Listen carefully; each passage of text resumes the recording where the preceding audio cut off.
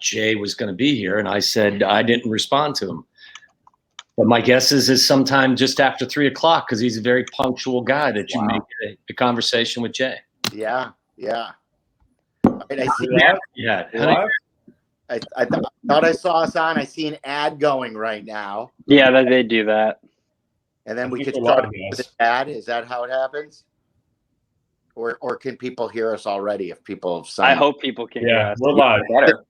This is the informal nature of it. Is this live? Is this live on Twitch? Yeah. Is this live on the Twitch? Are we good? Look at this. Hey. I've actually hired, or I installed a conveyor belt that brings Coors Lights to me ever so often. Hey. Oh, and there's Yurko. Whoa, Johnny. Morning, boys. We should do this like in Wayne's World in 5, 4, 3. And we are live for the big game pregame. Here we are. It's all presented by DraftKings, the Casino Queen Sportsbook app. We'll go over some of our bets in just a little bit. It's also brought to you by your local Chicagoland Toyota dealers, Coors Light and Coors Seltzer, Apt Electronics, Protect Chicago, chicago.gov/COVIDvax. I'm Silvy. Waddle is right there next to me. J.R. Strauss is the man who looks like Rick Rubin with the beard. Santa. JR's been with the radio station forever. Chris Bleck, below him, there's like the Brady Bunch. Adam Abdallah, the longtime executive producer for the Waddle and Silvy show. And the man in the lower left-hand corner needs no introduction. Was that a worm? Maybe. No, it's an anaconda. Oh. Hi-oh. He is the good kid. It's a boa constrictor. Johnny, are you imbibing today? I was imbibing a little bit earlier. I went and had a cigar up at one of the local joints out here and watched the first period of the Blackhawk game. Yeah. So then I jetted back here for the wonderful big game pregame. Right. Yes, I'm excited. Oh, you seemed excited. Yeah, I am. I am. Little I've started running some commentary on the right-hand side just in case you guys haven't seen it. I have not. I put a couple of wagers out there for people. I got KC winning by 15 plus. Whoa. Tails. If we're gonna, talk about heads or tails, we're gonna go with tails. Yurko doesn't realize that that's a private chat. And that's only that. for us. Except for our first. Oh, is it? Damn it! I thought it was a chat for everybody. I hate this chat. Yurko, if you go on the Twitch while you're on this call, you can chat with people who are watching. Whoa. Well, I got 1,000 people. I went to comments and people are commenting on it. Special guest just arrived. Look at that handsome guy. Oh, wow. What is this? Ladies and gentlemen, it is Jay Cutler coming in like a minute or two after the big game pregame has started. What's up? I don't know. How does this thing work? I've only done Zoom. What is this thing? You're doing quite different. So far, so good. Where are you coming to us from? Nashville. Do people watch this? Yes. Yeah. Are you kidding? What do you mean? It's just they used to ask us if people used to listen to our radio show as well. They do. A handful. Yeah. So tell me, what's new in your world these days? Nothing. Just beat Cam down and added, so I feel pretty good about that right now. Other than that, got a few things on the horizon. Nothing I really want to talk about, but things are good. You guys? Fantastic. Like you understand now that your Instagram is like must-see TV, right? Are you cool with that? You know what? Like, I don't know. These random things just kind of keep happening, and then I got with it for 3 or 4 days, and then nothing happens for 3 or 4 days. So it's fine. It's fun. Keeps me entertained a little bit. How was skiing? I love skiing. I just started skiing last year, so I'm new to this whole world, but I've really enjoyed it. How do you get started? You're from Indiana. I mean, like you obviously weren't exposed to it as a kid, right? No, and when I was in Denver, I never really did it either because it was just don't get hurt. So we went last year to Aspen, and I'd snowboarded a few times my rookie year, a long time ago, and that didn't end well. So I was like, I think I'm just going to try skiing. So Kristen was like, "Are you going to get a lesson or what?" And I'm like, "No, we'll just go to the top, and I'll just follow you down. We'll just figure it out as we go." So that was kind of the move, and it was rough at first, but you just got to be an athlete out there. Yeah. When you say you went to the top, did you go to the double black diamonds? Did you go all the way to the top? Double black, double trees? No, the top of the greens. It wasn't a suicide mission. It looks like is there snow in Nashville?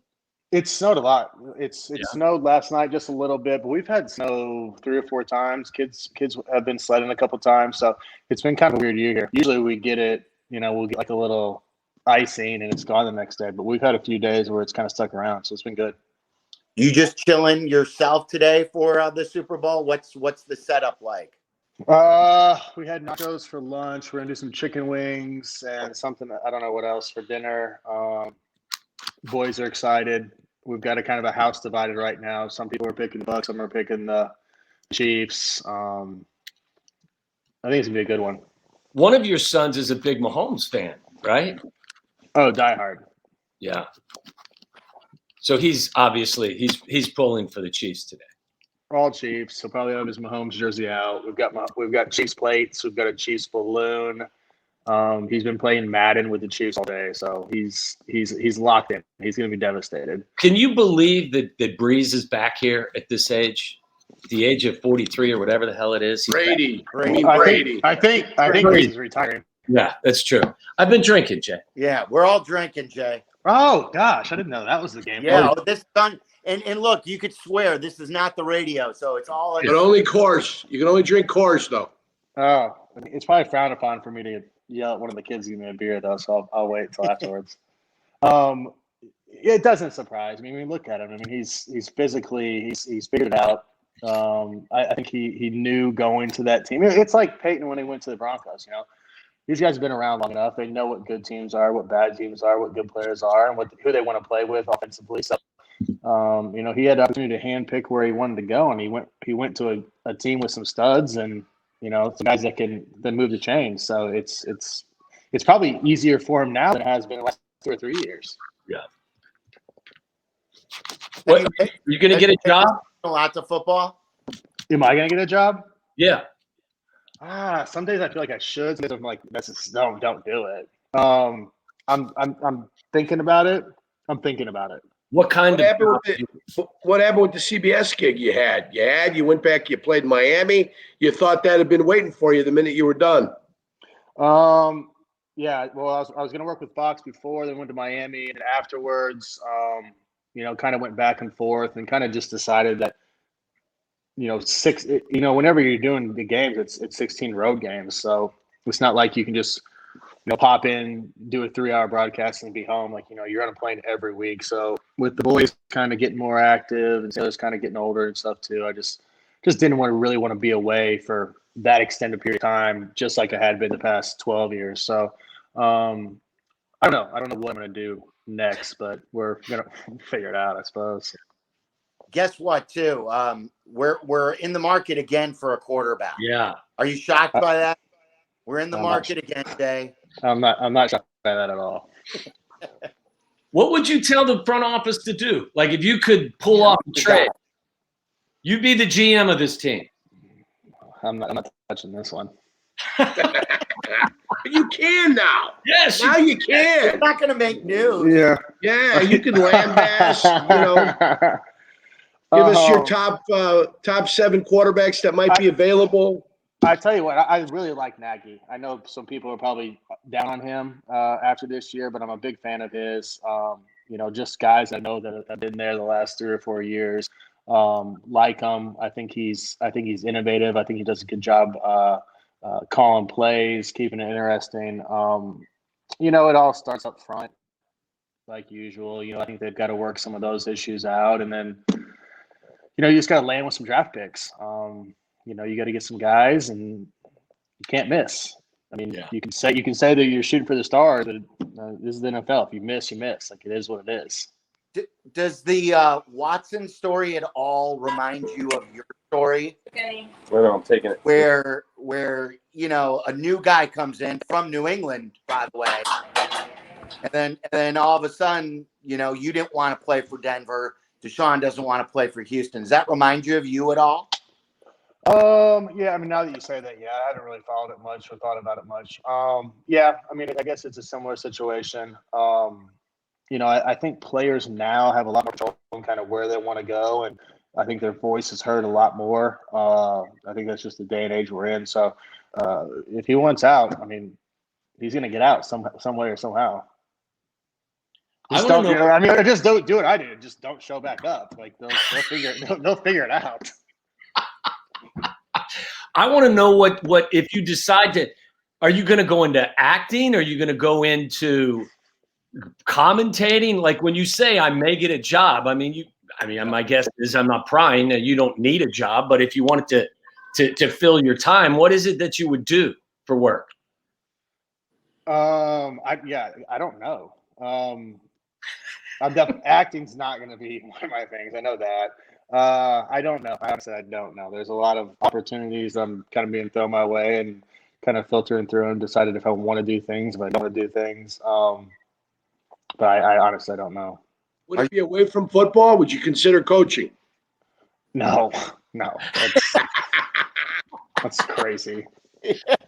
Will you coach your sons? Yeah, I think I'm gonna have to.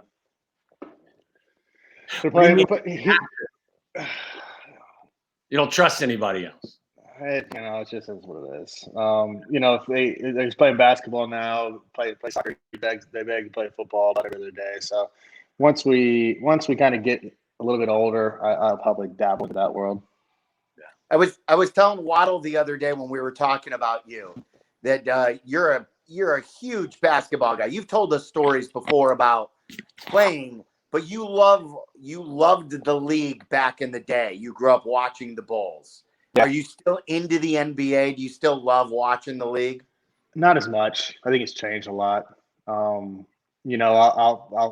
follow it kind of passively, but not like I used to. All right, what happens today in this game? I was talking to some of my friends about it earlier. I think you have to go with the Chiefs. I mean, you have to. Like they're too much firepower. I don't think Tom played great in the NFC Championship game. They still pulled it off. I think the Bucs defense is a lot better than the Chiefs defense. But my money is going to be on the Chiefs. You know what we haven't asked you about is how about Josh? McCown. Josh got to you for the Texans job. Is he going to be a head coach in the league, Josh McCown? Yes, I talked to him on the way to Utah, or maybe the way back from Utah. I don't think it'll be this year, but I think he's 2 to 3 years away from being a head coach in some capacity, whether it's college or NFL. Which is going to be fun for him. I mean, I think he's going to do a great job with the players. He's going to have to hire staff well. Being able to relate to players and be honest with them and talk to them and earn their trust, like he's gonna absolutely destroy that side of it. When did that happen? Like, when did everyone did you know when you were with him that, hey, this guy has head coaching stock? No, I don't think it was ever on the radar. I think it's probably been in the last whatever it's been 4 or 5 years. Whenever he's been on teams but got to stay at home and somehow Skype and Zoom and do whatever else he's been able to do for the past 3 or 4 years with the Philly and Houston and whoever else he's been with. But I mean, he's always been that kind of mentor, and I think he's probably grown from mentoring players to kind of being there for coaches and seeing a different perspective and being a voice of reason for the locker room and everything. So it's not surprising. I think his boys are kind of in that high school age, so I think he ideally wants to wait for them to kind of shift out of that before he can really move on. You won't meet a better guy. Like Josh is as good as it gets. No, yeah, he's gold. So that comes across pretty genuine whenever you meet him, and I'm sure when coaches and GMs and owners meet him, it's pretty evident what kind of guy he is and what he's going to bring to a program. Well, don't be a stranger, all right? We miss you. We miss talking to you. What time is it? 3? So, like, you guys are on here for another 2.5 hours just drinking? Yeah. Like hour 45. Sylvia would be fucking slurring his words in like 20 minutes. I'm already slurring. It's a half a beer in. Hey, Jay, have you had any other critter issues? I know you had a problem with a raccoon or something. Do you have any other issues, foxes, anything? No, we've had some coyotes running around, but oh boy, yeah, nothing that's really gotten into killed anything yet. But we got winter for another couple months here, so I'm sure something's going to pop up. Did you kill a couple of cows? Kill them? Didn't you have 2 calves or something? I've got 2 mini cows. I didn't kill them. I have them. People would be really upset if I killed those things. What? They're like dogs. Like they're literally like they come up to like my hips. What did you say about killing them? I think you said you killed your cows. No, I said, do you still have those calves? Oh, yeah. I didn't say, did you kill them? Yeah. Tommy's been of course that a little hard. Well, hey guys, the only way to make veal is by having calves. So stop it. That is true. Those steaks are phenomenal. All right, Jay, we appreciate your time, brother. Enjoy the game. All the best to the family. Yeah. No problem. You guys too. Good to see you guys. All right, Jay. Take care, buddy. There you go. He's awesome. Cuddy calling it right. You were right, Waddle. What? He said he would call in right at 3. Bang. Punctual. He's punctual, man. He's on his game, man. He wanted to get it out of the way too. He was like, I'm going to deal with these idiots and then leave. I wasn't suggesting he killed his calves either. I said you still have the calves. Cap, you're on camera. What are you doing? What are you doing? Come on, man. I'll click Come off on, this thing Cap. right now. You want me to click off? I'll click off right now. Take that. Why are you so angry? He's incompetent. Have a Coors Light. Come on, man. Relax a little bit. I'm right there. That's what I'm drinking. Beautiful. Right there. LaCroix? No alcohol today? There's vodka in it. Oh, you taking any blunts? That's a gangster move there. You put alcohol. You put vodka in your can. Yeah. That's it. I can't go anywhere near my wife. She's in quarantine. Nobody else is here. So I'm just by myself hanging out. She made some awesome food. We're having ribs for dinner. And that's it. A lot of joy in the house. And we're gambling on horses, hockey, basketball, and then all my stuff on football. Are you winning? I actually right now have the 4-horse here at Tampa Bay Downs, so we'll see how I'm doing. Yeah. So we'll see. I could put that on TVG and see how that goes as well. What's he on? Tampa Bay. I don't know what my horse went off at. I bet that a while ago. But I've got the 4-horse at Tampa Bay Downs right now in race 8. Did you handicap this, or did you get an inside note tip? No, I did not get an inside tip. I just went through quickly on the workout times, and I played the 4-horse. I like the 4.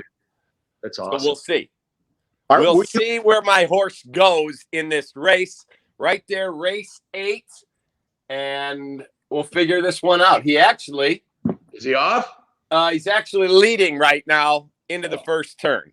That's bad luck. How long's the race? I think it's 6 furlongs, 8 furlongs, a mile. What do we have? I think it's 6 furlongs. How much did you bet on him? It's a sprint. 20 win, 20 place. I think you're probably breaking every rule in the book by broadcasting that. So I've got it on my phone right now. As long as you can't hear it, you're good. Yeah, oh, really? It's what you guys do. I don't know. I don't think you have express written consent from any of those organizations. You know what? Express this. I bet it. There it is. Right Angry there. Angry Cap. The 4-horse is currently, it went off at, I believe, 3-1. Yeah. And he just got swallowed by the 3. Why are you angry today? I'm not angry at all. Huh? Why would you think I'm angry? You were yelling at your computer earlier when you were walking out of the kitchen. I didn't know you could hear that. Yeah, we can hear everything. We had the computer down low, and it was very angry Dave Kaplan. Yeah, no, very upset. Not angry at all. And the 4-horse is up the track. Looks like the movie Easy Money, like he's water skiing, pulling the horse back. How many bets will you make today on the horses? Usually Brett and I, he's not here right now, but Brett and I will usually play, 15 or 20 races in a day. Yeah. How many days a week are you usually gambling on the ponies? 3, 4. Yeah. And I know I've seen you win big sometimes. Are you consistently a winner?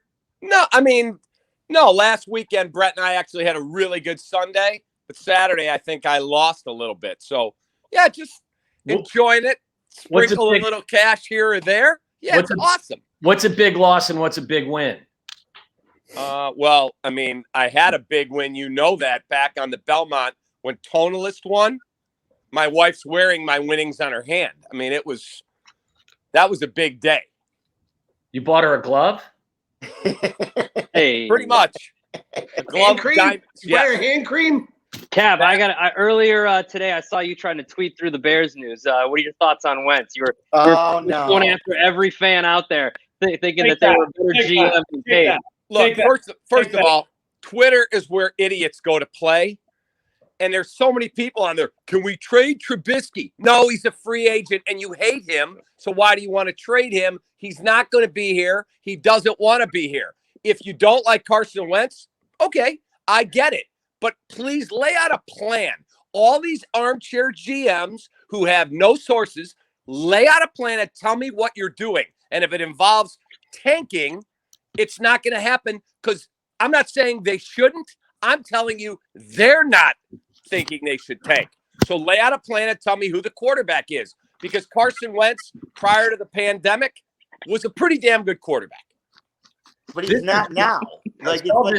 Okay, then Silvy, do you want to get rid of Javi Baez? Because he was awful last year. We're talking football, Cap. We're talking football. Doesn't matter. A lot of athletes had problems with the pandemic. Cap, let me just can I bring this up? Let me just lay this out because I did see your tweets today. That's right. Bring it back. How this drives me Hold on, crazy. can I eat while you're talking? Of course. Do whatever you like. Yeah, drink, eat. Yeah, as long as we Free country. It's a free country. I got worms today. You guys want a worm? Here's the only thing is for 3 years, and I'm not coming at you. For 3 years, you were adamant that Pace was right about Trubisky. He was wrong. You admitted he was wrong. Everyone knows he's wrong. Yeah. Can't you just say to Bears fans today on Twitter, you have a point. I understand why right now you're battered and bruised and why you don't trust. Every guy that Pace has brought in has been wrong. So I can't go to bat with him adamantly today. I don't understand why you're ever trusting of Ryan Pace. And like you could have Jameis Winston for $1 million after he threw for 5,000 yards and 30 touchdowns. And 36 turnovers. Yeah, but Carson Wentz's year last year is one of the worst in the last several years. And we want to give up multiple picks for him? Well, first of all, none of us know what the picks are going to be, A. B, when did I ever mention Ryan Pace in one tweet today? Not one. All I said was, stop thinking like a freaking fan. Think like an executive, and please tell me how you're fixing the quarterback position. That's all I've said. Well, but if you're going to fans don't trust him.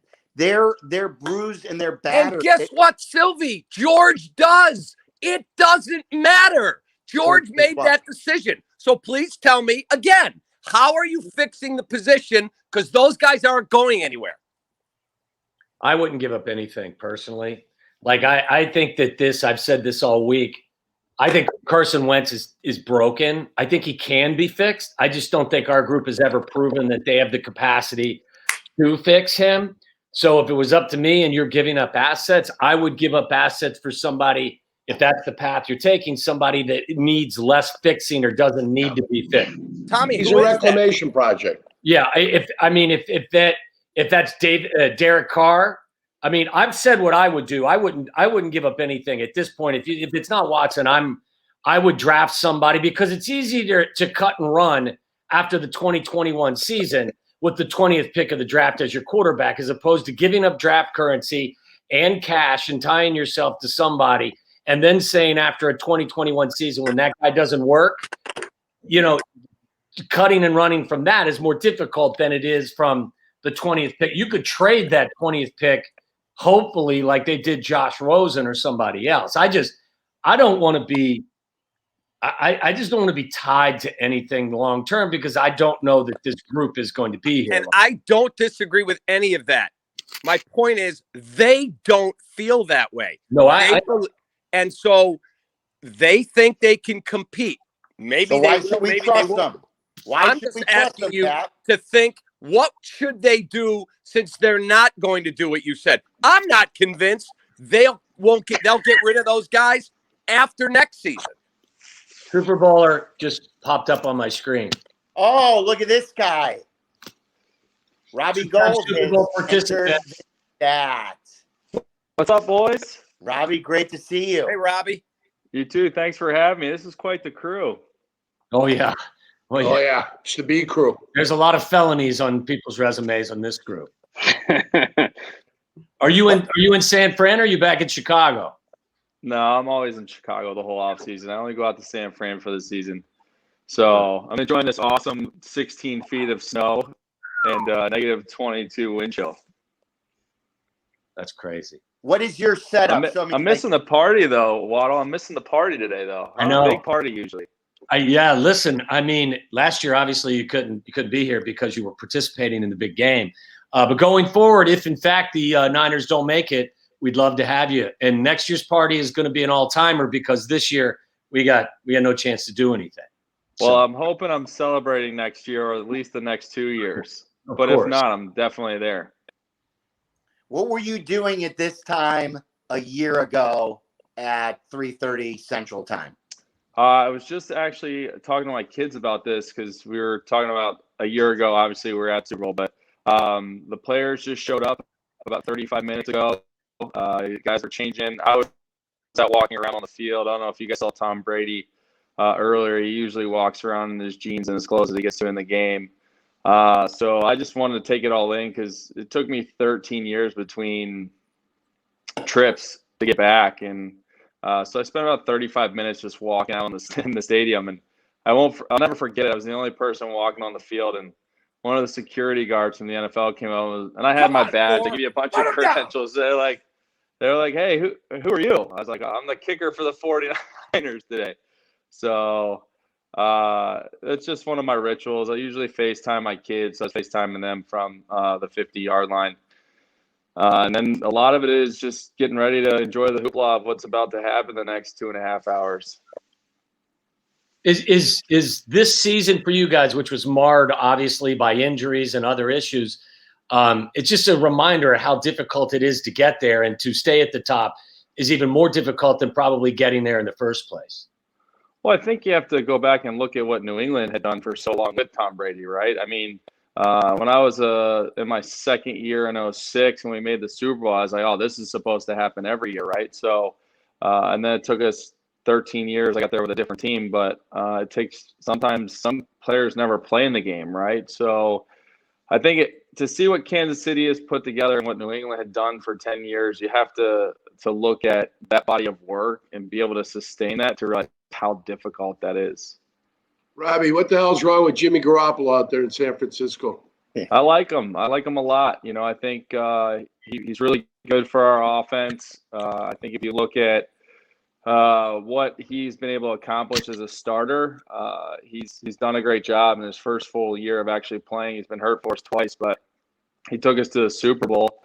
And for really 3.5 quarters, 6 minutes and 34 seconds, Patrick Mahomes probably played his worst game as a professional quarterback, and they probably played his best game the last 6.5 minutes, right? So Jimmy's a great quarterback. He's an awesome leader. He's got some of that great situational awareness that you want that he brings from New England to help the young guys out. And I just want him to stay healthy, and that's the biggest thing. It's a tough sport and a tough position to play, but when he's healthy, man, we're pretty good. Hey, Robbie, tell the boys the story about you FaceTiming your son after the Arizona game. It's pretty funny. Yeah, so my boys are at an age, they're 7, 5, and 2 now, and they're starting to understand football. They've been looking forward to playoff football. They watch football all afternoon. They watch the Bears first at the early slot, and then I'll call them and we'll touch base after the game. But I had a pretty tough game against Arizona this year, and my wife texted me. She's like, "Hey, like, no offense, your middle son's gonna ask you a tough question. He doesn't mean any ill will by it." And I love FaceTime my kids after the game because it's just something I think that not all players get a chance to do and share those moments with your kids. So I FaceTimed him on my walk back from the stadium to the hotel we were staying at the time, and he was like, "Dad, why'd you miss all your field goals today?" I was like, "Buddy, just wasn't Daddy's day, But he's super competitive, and I think it's fun to be able to share those, even if it's bad memories like that. I think it's also fun for them to understand how I can teach them that not everything's going to go your way, especially like the Super Bowl last year, or some other games that we might have lost this season. But it's cool because they're starting to get into sports. So I'm getting ready to coach their basketball team this winter, and they're going to be in baseball this summer. So teach them how to handle loss and handle adversity, and hopefully it makes them grow up a little bit quicker. What kind of a coach are you? Are you like outward? Yeah, Bobby Knight Jr. I want to. I just want the kids to have fun. I don't take it really that serious. I take it serious that I want them to obviously learn the game and have fun doing it. But, it's not like little Johnny's not getting enough playing time. I think everybody should get the same amount of playing time just to teach them the skills. Because at 7, 5, and 2, I don't think anyone's going to remember their records more so than participating and having fun and learning the basic skill sets of, leadership and teamwork, and as you guys like to hear over the last month and a half, collaboration. Oh, geez. Don't do that. I think I had a seizure hearing that. Your mouth, Waddle? Yeah. Hey, Robbie, I have been a self-professed fanboy of your head coach, Kyle Shanahan. I don't think there is a better, more creative guy in all the NFL. Give us a little insight, or give me some insight. These guys may not care, but I love watching you guys play, and I love the game plan week in and week out. How impressive is he?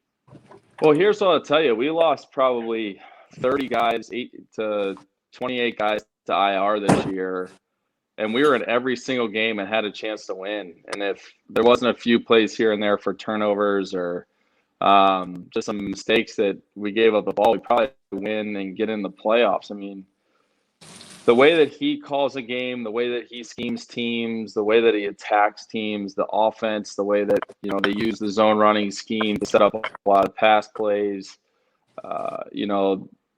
He is one of the best offensive minds I've ever seen in the game. Sean Payton, Andy Reid, those are the type of guys that I would put him with in that category. He's a great leader. He is such an awesome structure to his schedule for the week of how he goes about handling the business, what it takes on Wednesday to, ball security on Thursday, and going through kind of who the violators are and things that we need to do to be aware of on their team to try to take the ball away from us. And Friday we go around the league and talk about, league rules and clips and plays so that, we're learning football all the time. But I don't think a lot of coaches, spend time doing those small things. And I think that's why it's given us the ability to have success and be in a lot of football games. And, now we just got to stay healthy, and I think we'll be competitive for a few years to come. A lot of collaboration in San Francisco, right? Yeah, a lot of it. Do you ever time in English, Tommy? He's drinking. What are you drinking for the game, Robbie? Do you let yourself go? We'll have a few Jack and Cokes tonight. I just got done doing a pretty hard Peloton workout and leg workout. I was a little more motivated today just because of thinking about last year. And, obviously you want to get back there. So I'm trying to do this 30-day fix, let's call it, of always working out for 30 straight days just to get my body back moving and piecing it back together. And then we're going to start going pretty hard to get ready for next season in the next week or two. When you're running around with your kids and you're telling the story about FaceTime, do you ever just think for a minute like where you were, where you came from, how you were a young kid coming to Chicago, and now, you know, you have this family in Chicago. You've been in this league forever. Do you ever reflect on just how different you were then and now? Yeah, I think a lot of it comes down to just understanding how much hard work and how many great teammates and coaches I've had to help me get to this point. And then it's about getting opportunities. And, you know, obviously it's not about just showing up on Sundays. You know, well, guys are working out that haven't been in the playoffs. You know, we're training already. Last year, we didn't start training probably till the end of February. But I think for me, it's about legacy. It's about what I want my career, I'll call it milestones and clips to be when I'm done playing. And, you know, I think a big part of that is just enjoying the ride. The first Super Bowl I was in, you know, it was my mom, my dad, my brother, my sister, my grandmother. And last year, you know, my wife, my kids, her family, my family, we had probably 20 people there. So just to see how much, you know, the fan base, and obviously with my wife and my kids think they're supposed to be the Super Bowl every year. It's supposed to be easy, right? Like, Dad, why aren't we there? But it's pretty unique, and, you know, it's kind of weird. I haven't really thought about, you know, what I want to do as far as like what I want it to be when I'm done playing and what the story should be. But I'm definitely at an age right now where I want to start thinking about my legacy and what that looks like. And I think 2,000 points, 500 field goals, finishing in the top, you know, 8 to 10 in every category in the National Football League is something that continues to motivate me. And then obviously my brother won a Super Bowl as a coach. It's the only thing left for me to do is win a Super Bowl. So hopefully in the next few years I can get that done. Well, thanks for joining us. Super Bowl prediction before you go. Who wins today? Man, this is a hard question. I hate this game. I hate it because I don't want the Chiefs to win because they beat us last year. But then it's hard to go against Tom Brady. But I think the success to beating the Chiefs is having a really solid defense and putting a lot of pressure on Mahomes to get the ball out early. You know, not giving up a lot of big plays, keeping the ball underneath you. And I think Tampa can definitely do that. The problem is I think Kansas City's offense has too much firepower, and, you know, Tampa Bay can't settle for field goals, and you've seen a lot of that happen where, you know, I think the Tampa Bay defense is better than the Chiefs, but I think Mahomes and the Chiefs take this one in a tight one for sure. If Tampa wants to win, they have to run the football and put a lot of pressure on Mahomes throughout the game.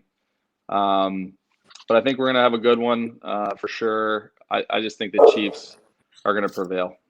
Robbie, Robbie, real quick. Can I ask a quick question? You got this offensive line for Kansas City that's got a ton of injuries. Fisher and Mitchell Schwartz and another guy who I think it was DuVernay who opted out. How much does that play into getting the Mahomes and maybe disrupting Kansas City? Well, I think it'll definitely help. I think the front seven of Tampa Bay is one of the best in the National Football League.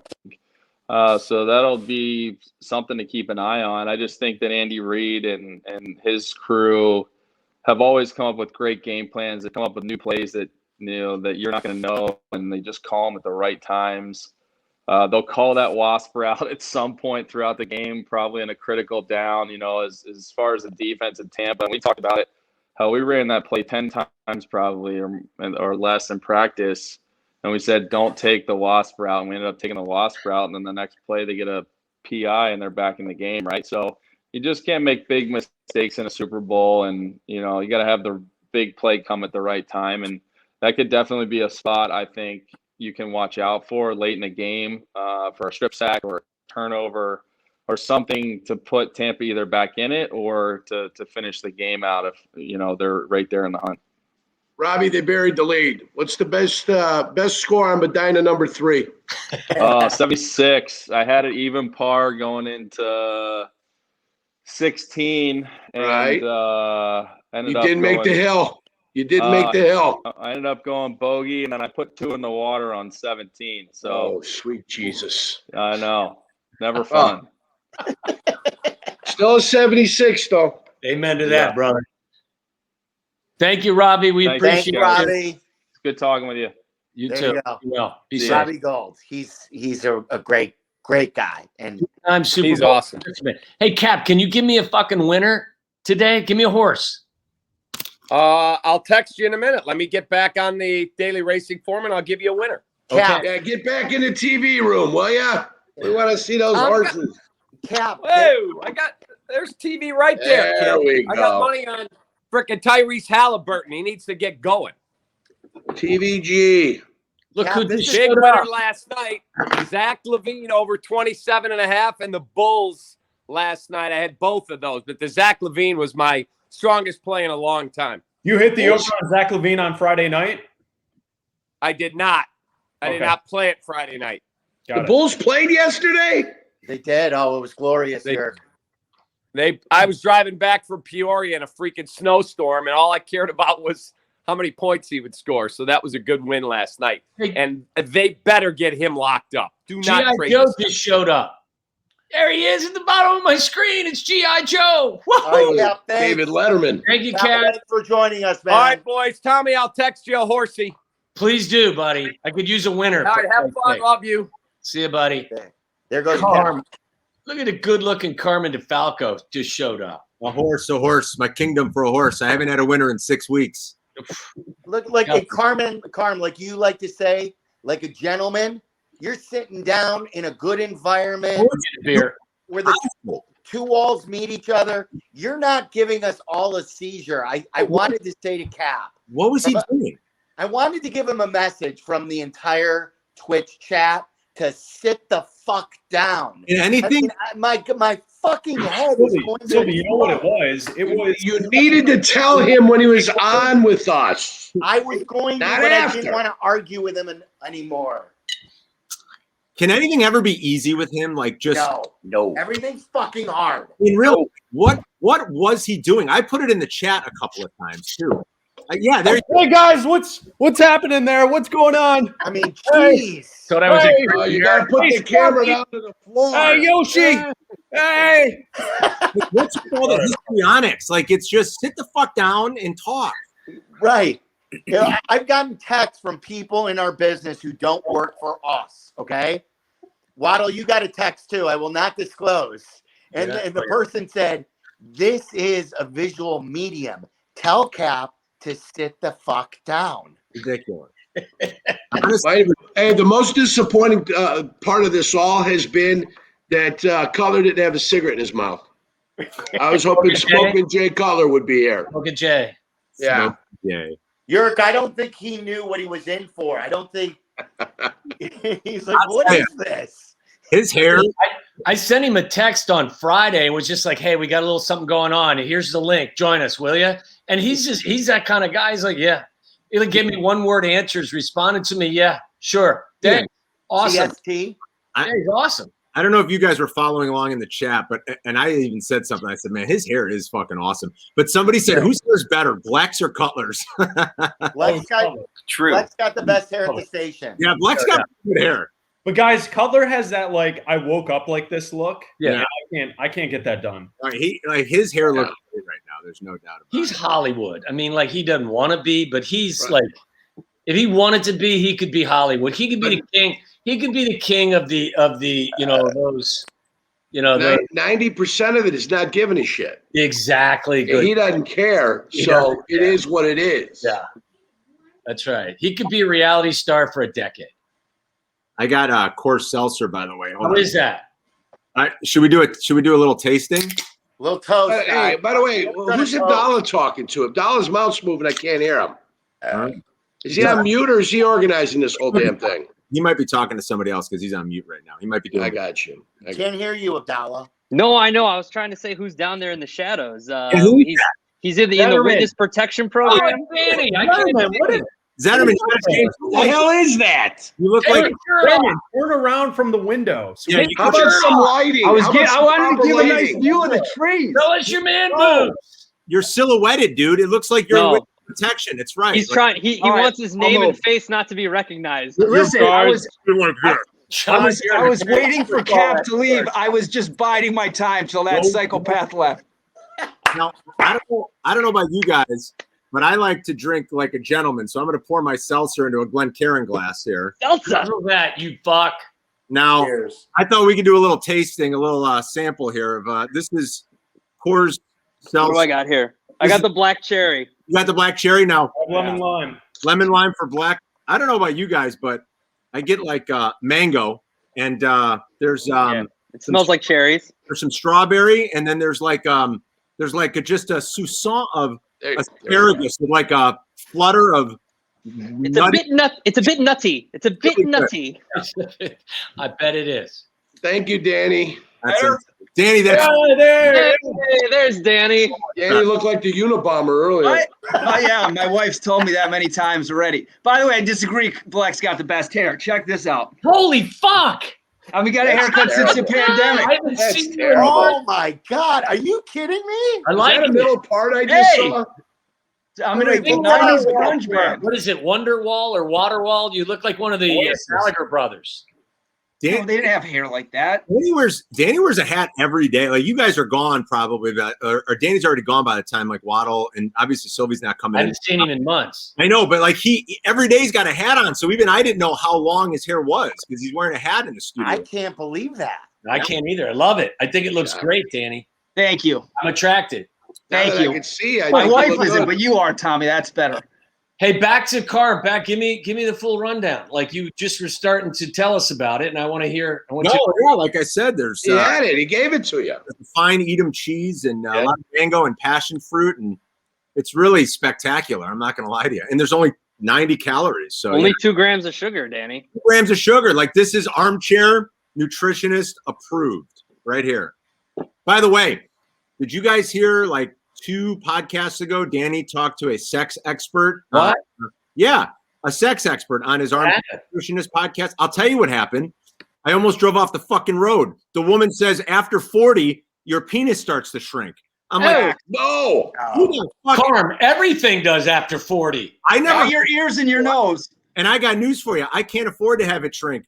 And so then she starts talking about why are men so ashamed to go and get a little enhancement? Go buy a penis pump. You work out your biceps. Why don't you work out your penis? And I'm like, this woman's talking a lot of sense. I wanted to know if Danny got like a special promo code to get 50% off or something. I work mine every morning. Yeah. Listen, as a longtime listener of the Armchair Nutritionist, it's not the first sex expert he's had on, probably not the last. I missed the other one. I heard the other one. I literally almost drove it right into the fucking woods when she said that. I'm like, shrinks.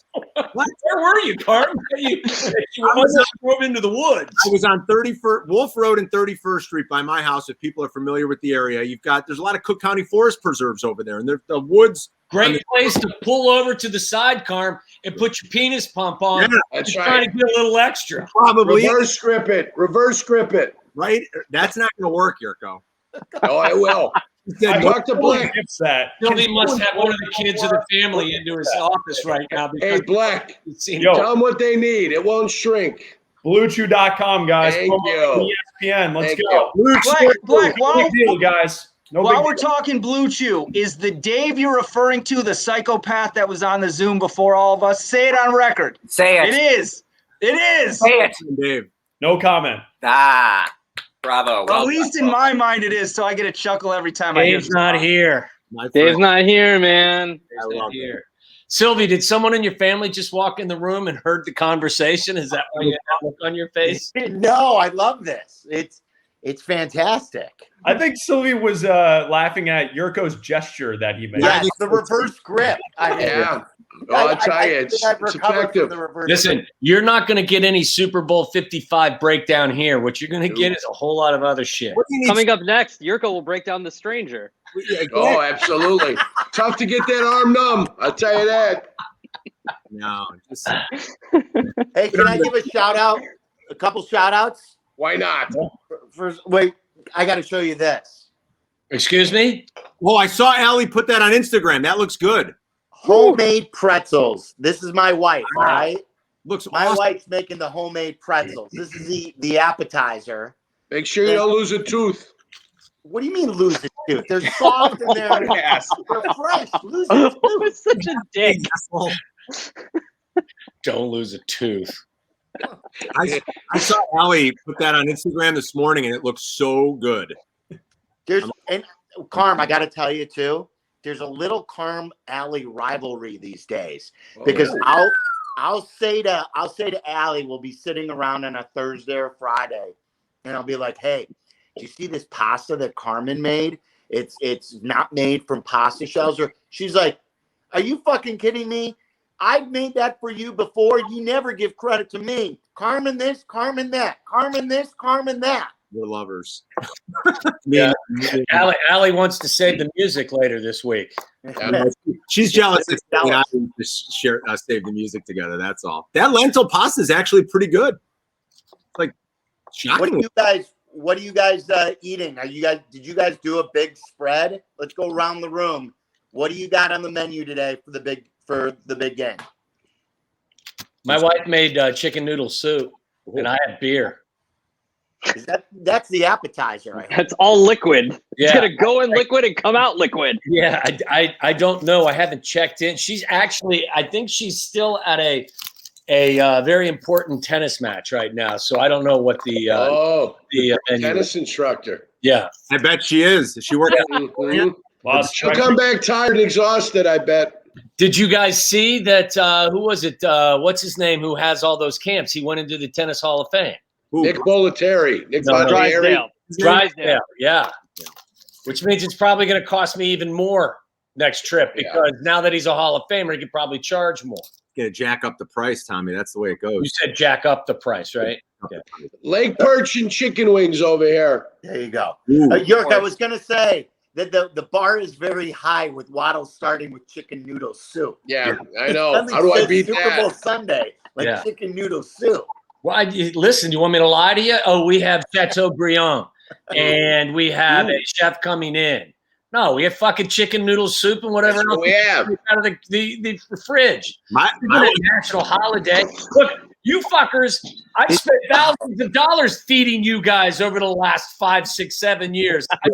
My accountant got a fucking break by you guys not being here. You feed Merkin and all his friends. I mean, really, feed Merkin and the 15 guests he used to bring. Merkin would bring up to 15, didn't he? He tried to get a +8 just for this. You know, a whole rolling entourage. I tell you, we're not having. Hey, Adam, I like that. That was a funny joke. All right. Thank you. I appreciate it. Nobody recognized it, but I appreciate it. People on Twitter, guys. Cap's not happy that our fans are ripping him, so now he's going. You do you, kid. He was so angry when he came in, though. He was angry. Then he denied being angry. But no, he didn't know he was on. He was on. He was tapped in. No, so here's the story. Complain. Here's the story. I'll give you guys the story. So originally, I'm like, let's kick this off. Let's get this thing heated. Cap, Silvy, going at it. We'll start with that. And then I got word that Jay might be able to be available at 3:00. So I was like, hey, Cap, can we push this a little bit? And he was not happy about being bumped for Jay Cutler. It's Jay. Well, it's Jay, and all Cap has done is rip him for 2 fucking years. So I'm sorry, but no. 10. Okay, fine, 10 years. I'm just going back with recent history. All he's done is rip him. So he's like, oh, well, you don't want me on until 3:15 because you don't want me to interview Jay. I'm like, I thought he was your cousin. Just call him whenever. Yeah, I just called in. I got on the thing. I was trying to figure out where the hell I was. And the next thing you know, I popped up. Silvy and Waddle were there. I'm like, I was only supposed to be out for 10 minutes, and eventually I'm going to disappear. Kid, I know. I'll disappear shortly enough.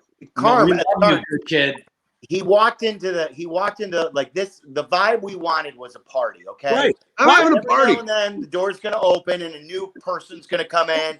Right. Usually when you're at Waddle's party, you're like, "Hey, good to see you." Yeah. Right away, Cap's like, do you want me? Do you not want me? Do you want me? I'll hang up. You don't want me? I'm going to hang up. I mean, I'm like, whoa. Then he goes, Yurko goes, what time do you want me? I said 3:15. And Cap's like, I thought you wanted me at 3:15. I go, Cap, it's party. Show up whenever you want to, dude. Yeah. I don't care.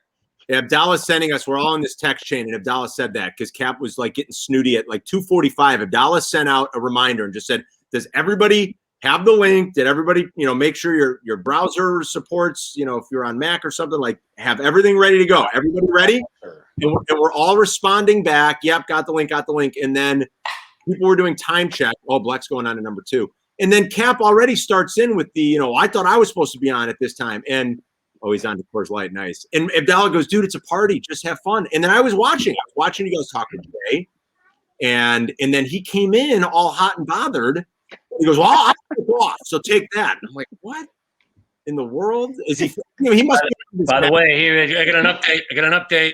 Oh. Your Chicago Blackhawks are up 1-0 over the Stars. Who scored? I got Pagdala, blue line black. They scored in the second. They Yeah. I think they scored in the second. Yeah, the third period just started. I'm just saying, like somebody vomited all over those Stars uniforms. Those are awful. They're terrible. And the Toronto Maple Leafs jersey looked awful the other night too. Yeah, dude, why do you take a great jersey like that and take giant poopies all over it? Yeah, those jerseys are awful. Doesn't make sense. Hey, by the way, this is completely out of whatever. I watched Tenet today. Has anybody seen Tenet? Haven't seen it yet. No. Jesus, Mary and Joseph. I couldn't understand any. It's like watching a hockey game for me. Like part of it, it's entertaining, and I kind of know what's going on. But after 2.5 hours, I'm looking around going, somebody please tell me, what was that all about? It's Christopher Nolan. Yes. Right. Yeah. Yeah, but it's like one of, I mean. Well, Waddle, doesn't it? It takes place in time where time goes backwards, but you're trying to get pieces time together, right? Yeah. No, that's as soon as you texted me a couple days ago about how you can watch it, and I told you, and I was like, you're gonna need to sit on a bench, dude. Like, there's no way you're gonna get this. No offense, but I just know how you work. Like, this is gonna be a oh no, what the hell is going on type of thing. It wasn't as bad as A Beautiful Mind, where I left the theater at Old Orchard, and before my wife and I got to our car, I had to sit down on a bench and just kind of touch myself, not the wrong way, but just kind of do this, like the reverse. What's going on? I had to sit on a bench, take 20. No, I didn't do no, I didn't need to do that, Carl. I had to have a human reality check. No, there was none of that either, buddy. No, I was in public. So it was one of those moments though, where you were just like, is this real? And if you've ever seen A Beautiful Mind, you know what I'm talking about. Yeah, it's trippy. Woo! Story too. Oh, that's trippy stuff. So where was that, Waddle? Where's Tenet? Is that HBO Max? I saw it on Amazon Prime. Amazon Prime. Okay. Yeah. You got to invest. Like you want to watch it. You got to put your phone away, and you got to dial in. And you can't be answering your kids or your wife's questions. You just got to be dialed in and and you're still going to be fucking mesmerized. All right, the guys on the board want to know who creepy guy with the beard is. That's J.R. Strauss. Tell people who you are. One of our producers. J.R., identify yourself. My name's JR. I work on Carmen and Yurko and Cap and Jay Hood. I've been with ESPN since 2003.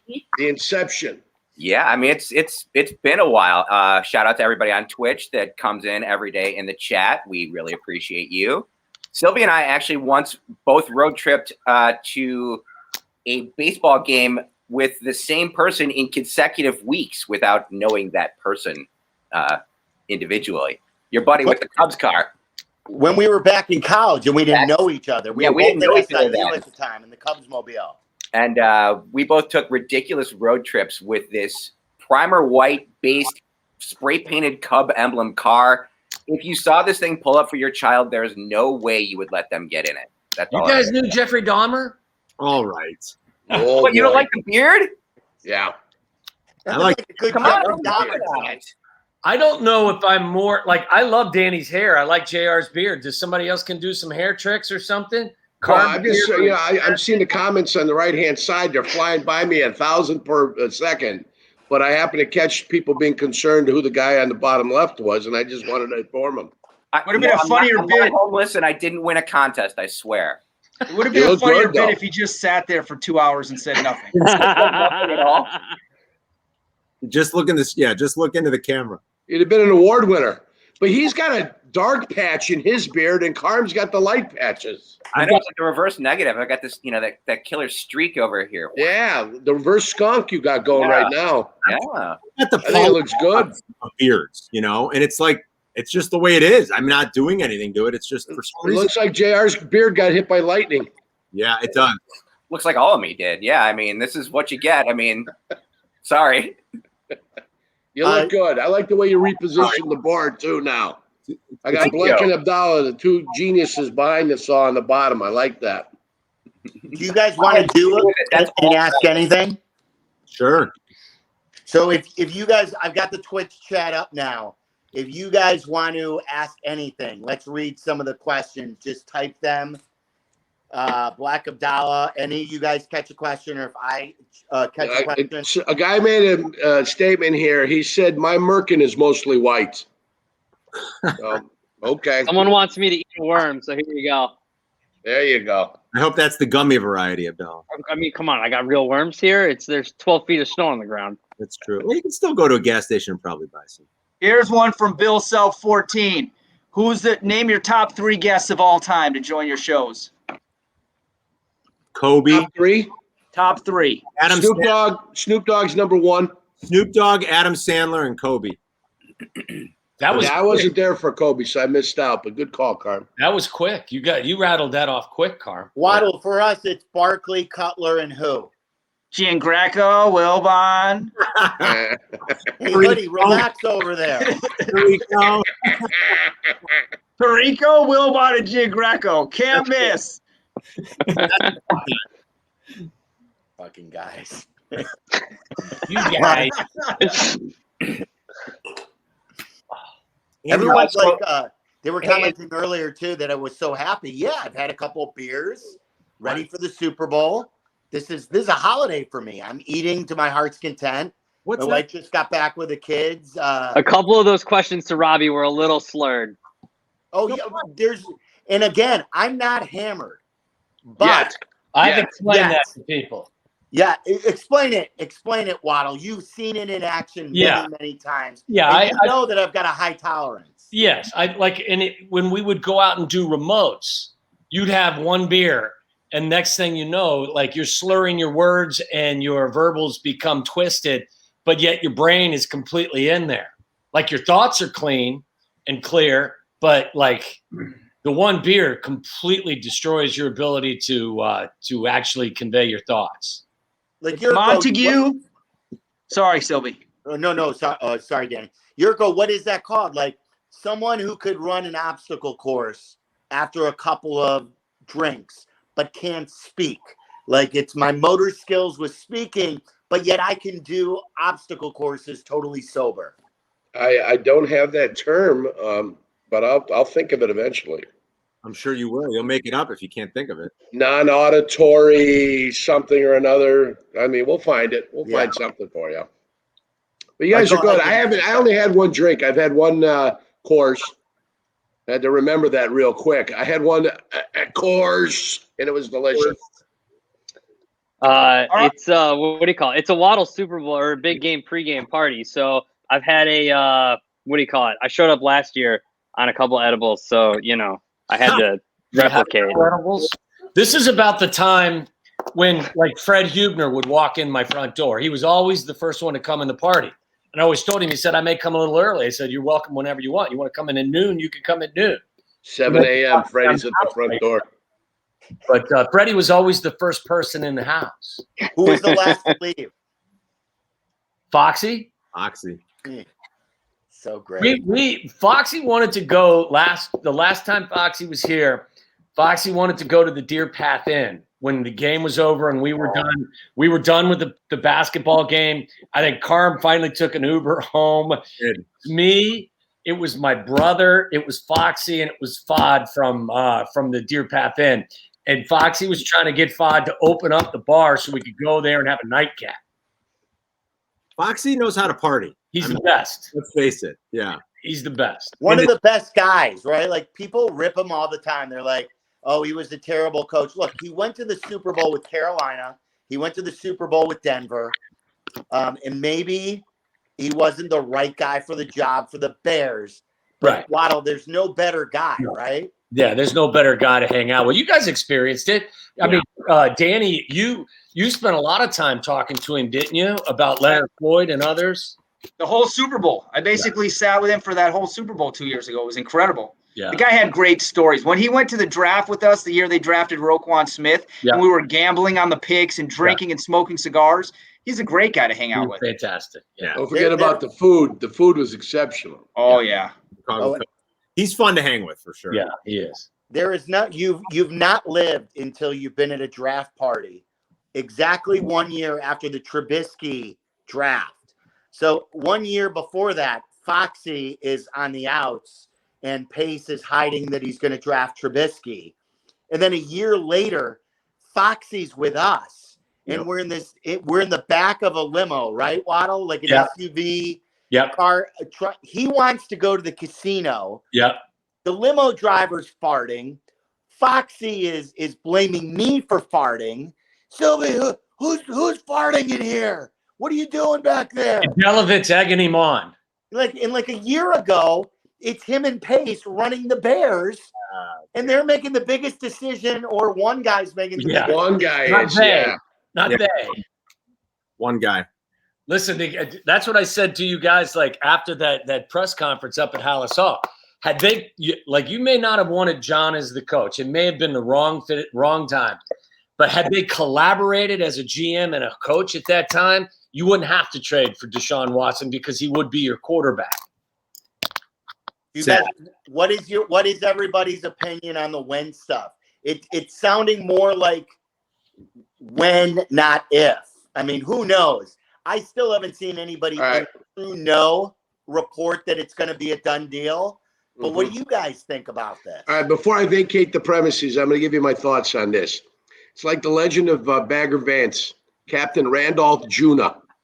You've got a quarterback that has lost his way and has lost his confidence and doesn't know the direction. This is a full-on reclamation project. It's like buying a house that used to be worth $1 million is now worth $35,000. Right. And you're going to have to put $1.5 million to get it back to what it once was. Do the Bears have the ability to take Carson Wentz and turn him back into a quarterback? Will Smith is not going to show up and help you, all right? Yeah. Not? This is a full Captain Randolph Jr. situation here, and I am scared half to hell at the thought of Carson Wentz. I pray to God Chris Ballard makes a better offer and he ends up in Indianapolis, not Chicago. And Johnny, I think that Indy is much more equipped. I have spoken. Yeah, I'm with you. That's what I said last week in the show. I said, look, there's been no evidence that would lead you to the conclusion that this group can fix a quarterback who's got an immense amount of talent and who's got couldn't fix a flat tire. Exactly. What leads you to believe that they can fix him? Like in Indy, you can, I trust them to fix it. You got a better general manager. You've got a coach that's worked with him. You got a better O-line. You got a better commitment to running the football. You got a better everything. I would bet, and I still don't know he could be fixed in a year. I would bet the Colts could fix him. I wouldn't bet the Bears could fix him. Yeah, anybody else? I don't know.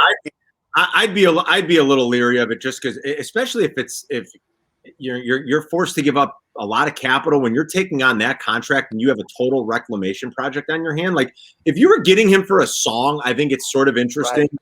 Yerk and I have talked about the fact that there is a 40-game sample, which is a lot of games. I mean, there's a 40-game sample where Carson Wentz was probably one of the 5 best quarterbacks in the NFL. I mean, he was that good. He had a 4-to-1 touchdown interception ratio, had a 100 quarterback rating. He was the MVP one year before he got hurt in December, that last week in November or first week in December. So, there is this big sample that says the guy can play at an elite level, but I worry about his injury history. I worry about what Yerk said about the fact that he's lost. That guy's gone. And are the Bears capable of bringing him back? Why would you pick that contract and then give up a significant amount of draft capital for someone that you have to fix that the team the team he's on now doesn't even want? Right. You should get him for a 4th-round pick. Right. You know who I was thinking of when you were mentioning that? It's so different between the two sports with baseball and football. Because exactly what you were describing reminds me a lot of Chris Bryant. Yeah. But who's going to give you 5 great prospects for Chris Bryant now? Nobody. Nobody, of course.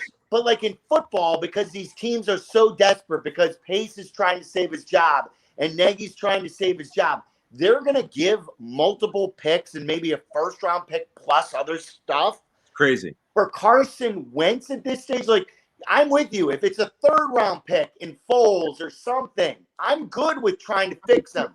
There's something there, but I'm not giving up, an offensive lineman. Oh, look at that guy, Mr. Loyola. JD.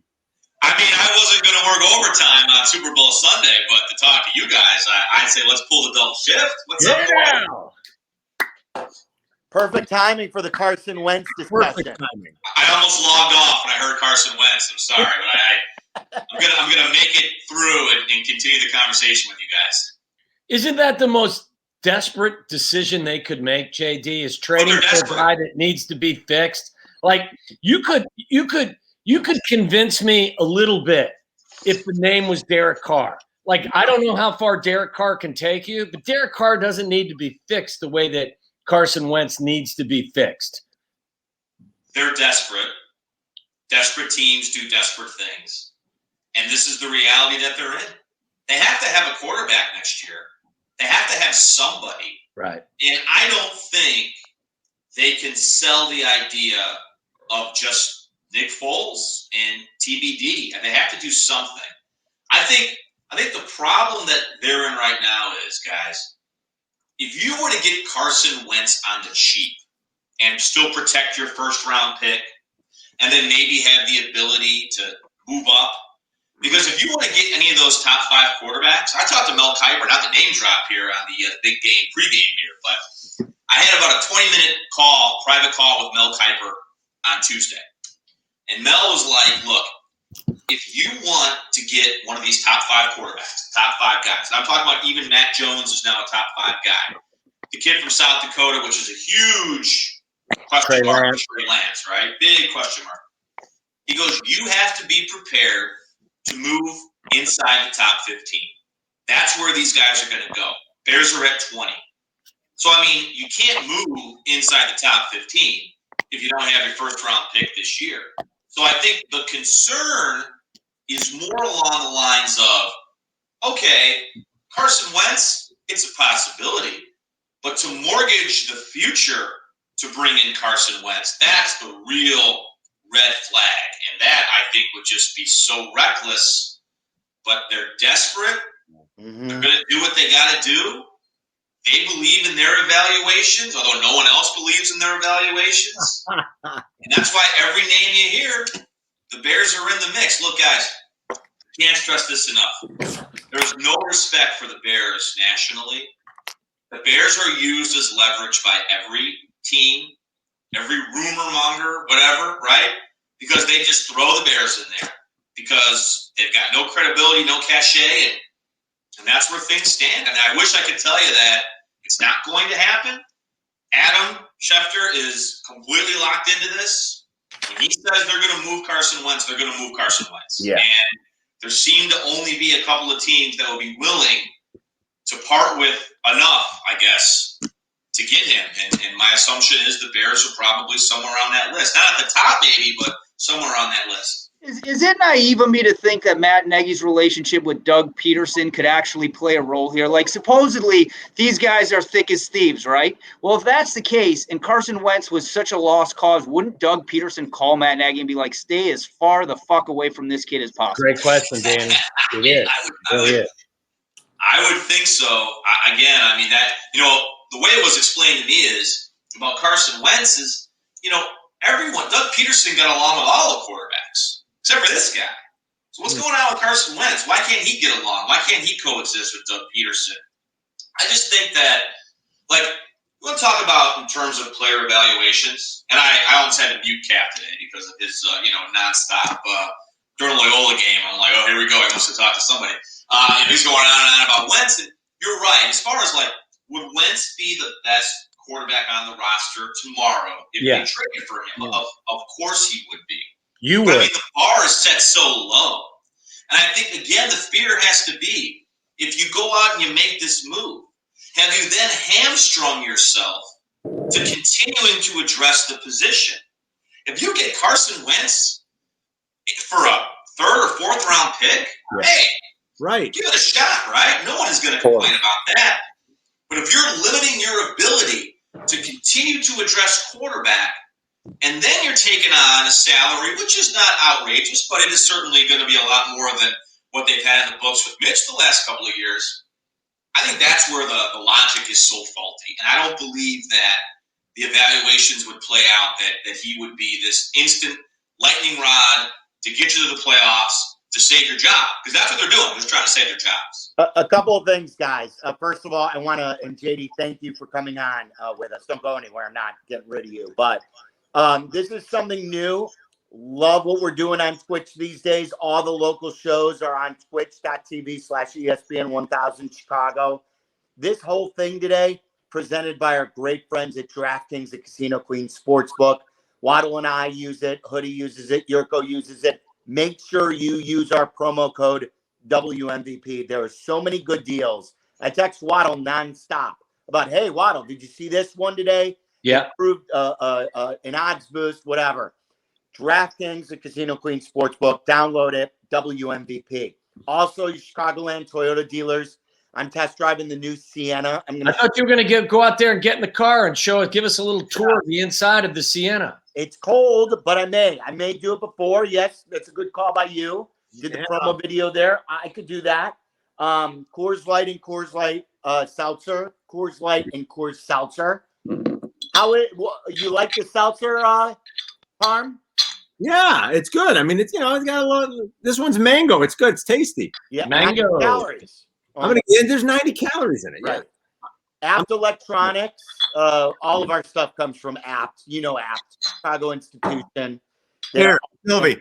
Here. I don't mean to be like Cap right now, but who did that? Apt Electronics. Yeah. Sound in the ceiling. Apt Electronics. Who did that? Apt Electronics. Apt Electronics, baby. Yeah. 85 inches of. Oh, wait, I'm going to show you something too. Okay. I'll show you 85 inches of glorious. All right. Okay, you guys know. You heard me. 85. Is that the parlor? That's That's the parlor. Yeah. Yeah. That's where I usually would hang out in the Waddle party, in the parlor. That's my room. By the way, the Dallas tied it, guys. I saw that. Damn it. 1-1. All right, boys, I'm leaving. Enjoy the game. Danny, Danny, keep your hair one more time. Yeah, keep growing that. Look at that. That's crazy. You're like Eddie Vedder in the 90s. Silvy, that might be the nicest thing you've ever said to me. You are sexy. Thank you, boys. All right, enjoy the game. Good luck on all your bets. Hey, who are you betting on? I got a lot of bets. I'm betting on the GOAT on the money line, and then I've got about 12 prop bets going. Me too. Okay. Yeah. All right, have fun. Right, JD, you look great. Bye, Danny. It's also brought to you by Protect Chicago. Go to chicago.gov/COVIDvax. And a shout out too, before we continue the conversation, to all of our Twitchers. I mentioned this, but they've made it a lot of fun. It's a new way. Like, there have been so many different ways we've interacted with our listeners through the years, always on the phone. You guys, the four of us right now, we're all veterans here at the radio station. You can always interact with us on our phones, 332-3776. Remember back in the day, we used to have the text line. Yeah. Twitter and Facebook came into fruition, and now you've got Twitch and everyone in the Twitch chat. It's been awesome. So thank you for making this a place to be, making it fun for all of us. There's a lot of ball busting. I'm telling you, I'm making a list. I don't want to sound like Cap, of guys who come after me show after show after show. They're like, you're talking about Sean Watson again, Silvy? I'm like, you're goddamn right I'm talking about Sean Watson again. I want him instead of Carson Wentz. Hey, look who showed up. The reason they're going after Carson Wentz is because they fucked up the draft so badly a couple of years ago. Whoa, we got cursing? We got cursing on this? Yeah, curse, Michael. Shit. Michael, curse. Shit. I'll leave you guys be. I'll go watch. Talk to Mike and JD. See you, boys. All right. Thank you, Carm. Enjoy the game, guys. JD, what's happening, fellas? I love the jersey. I've heard about this jersey. You've told us about it, and now here I'm going to show you something else. Wait, stay right there. Well, you're not going anywhere. I love Wilbon. That's Michael Wilbon for everybody, in case you didn't know. That hoodie too? To the building. A couple other people coming up to the chat. Dan Weaver, Jonathan, JD. Oh, I'm showing you guys my prized possession. This is the only show that will care about this. So this is the most important piece of memorabilia I have. Sayers and Victus from their first day at camp in Lake Forest. And it's signed by each of them to me. Wow. So to Mike with friendship, Dick Butkus, to Mike best wishes, Gale Sayers. That's it. That's more important even than this, is that I have this, and I have in the place when you walk into my man cave, it's the first thing you see. That's a walk-off right there. That's a walk-off, is it? That's a mic dropper. It's walk-off. That's a lot better than my framed Yurko Browns jersey I have hanging in my office here. You guys don't believe me, do you? Hang on. I believe you. Michael, you know everyone in the chat right now? You know JD. There's no one that has this but me. Jonathan Hood. Yes, I do. Oh, look at that. People forget Yurko even played for the Browns. Yurko doesn't, because that was a 2-comma contract for the good kid. Waddle, what do you got in there? Show us what you got then. I will show you. I will take you around. I cannot top that. I can show you a picture of what was deemed the best catch that Joe Paterno ever saw. That was right in front of him at Sullivan Stadium in Boston, Mass. Look at that. No glove necessary. This is Deion Sanders telling me right here that I was the best white wide receiver he's ever played against. That's a true story. There's Jeff Garland and me. Like, I'm moving my computer all around. But yeah, that's really all I have. Oh, I have this, and I have this from Pete Rose. Pete sent me this along with cologne. It says, "Tom, now you can smell like a man. Pete the Hit King."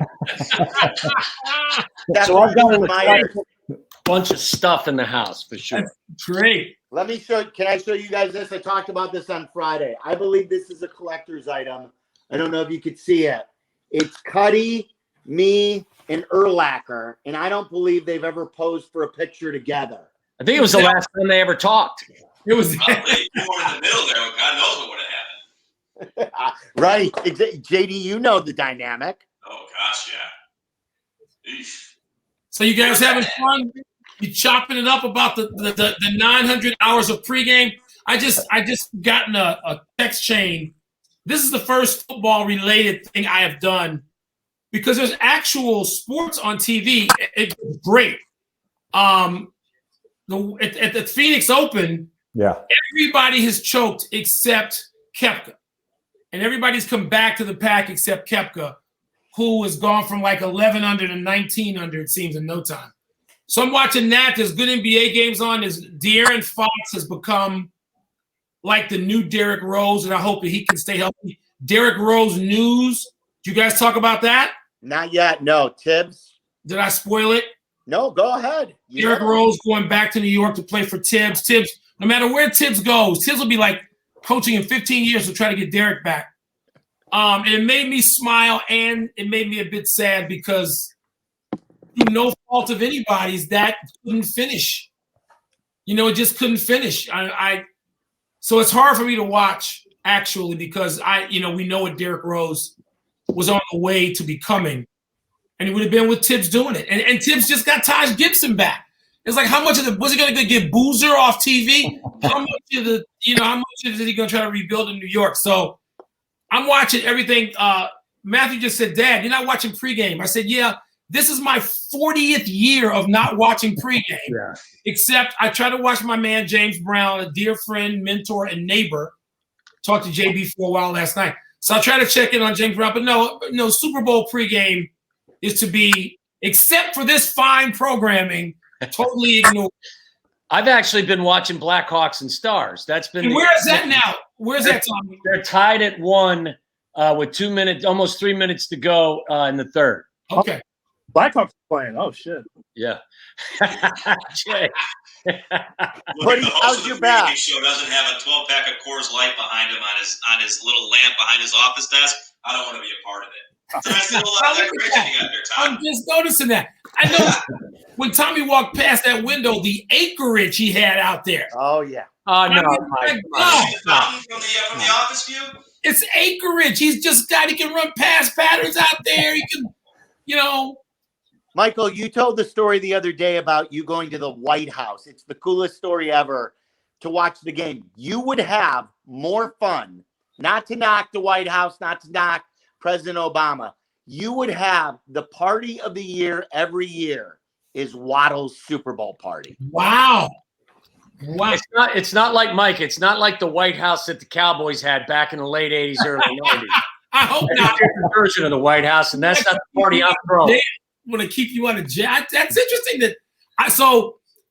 Let you know a crazy little story. Starting at 27 years old, I guess, maybe 26. Well, I was covering the NBA, so those Super Bowl Sundays were spent in Boston Garden or the old Spectrum or wherever a big game was. The old Chicago Stadium, Madison Square Garden. And then I went straight from that into 21 consecutive Super Bowls. So the Bears Super Bowl in 2006 was like the first year of my life where I wasn't at a huge NBA game or the Super Bowl itself. So Super Bowl Sunday was out. I never spent a Super Bowl Sunday till I was almost 50 years old. I had never, like the Super Bowl commercials, that was all lost on me. I never indulged in that, and they're all overrated and stupid anyway and a waste of time, except Coors, of course. So I never had Super Bowl parties. When the first few Super Bowls I spent here, I told my wife, no, I don't want to watch these things with anybody. I don't want anybody here. I don't want anybody grabbing a cold one. I'm going to watch in solitude. And then she tricked me a couple of years ago. We had the first of 2 or 3 of these. They're very mild. I'm glad we're back in solitude today. But I can't, Super Bowl parties, I don't know what that, like people eating. I didn't know what that was. It just was lost on me. It's awesome. Hoodie, how is your back? I'm still working with Cap in the morning, aren't I? So sore, pal. Use some icy hot. Yeah. Hoodie was in rare form today. Rare form when he came out. That is fun. Hoodie, your partner was telling people not to react like fans. Your partner on this channel was telling people that they need to not react like fans. Couldn't believe it. Oh my man! I think sometimes it's a gimmick, but then I realize it's really him. And you know what? I'm really pissed off at Waddle, low key. I'm about 5/8 hot at Waddle because Tom could have gave me a tutorial on how to work with this guy. He worked with him for a decade. You would think as a friend, if not even a friend, you would think that you would have reached out and said, hey, watch out for this. But no, I just go in there blind. Jay, where did you think I got this drinking problem? Exactly. That's where it came from, my friend. Who have you guys had on today in the earlier time before I just joined this quality program? Your favorite quarterback, Jay Cutler, joined us right out of the gate. Really? Yes. How'd that go? News? He was good. I mean, he's always a lot of He's fun. great. That's what when he first went to TV, I thought if he had stayed there, and I don't know what his plans are, he was great. Yep. He really was. He's a smart guy. Of course, he's a smart, funny guy. He's going to be great on television. We didn't see enough of him. We had Robbie Gould, who was in the game last year. He's been a 2-time Super Bowl participant. And everyone from the radio station. So it's been and how about JD doing a Loyola game today and then coming back and then popping on with us. And where was Cutler at? Isn't he on some expedition in the mountains somewhere? Every time he came back. Something, he's like, hey, off to the mountains with my buddy Mark Block. I'll be back to civilization in a couple of weeks. Where was he?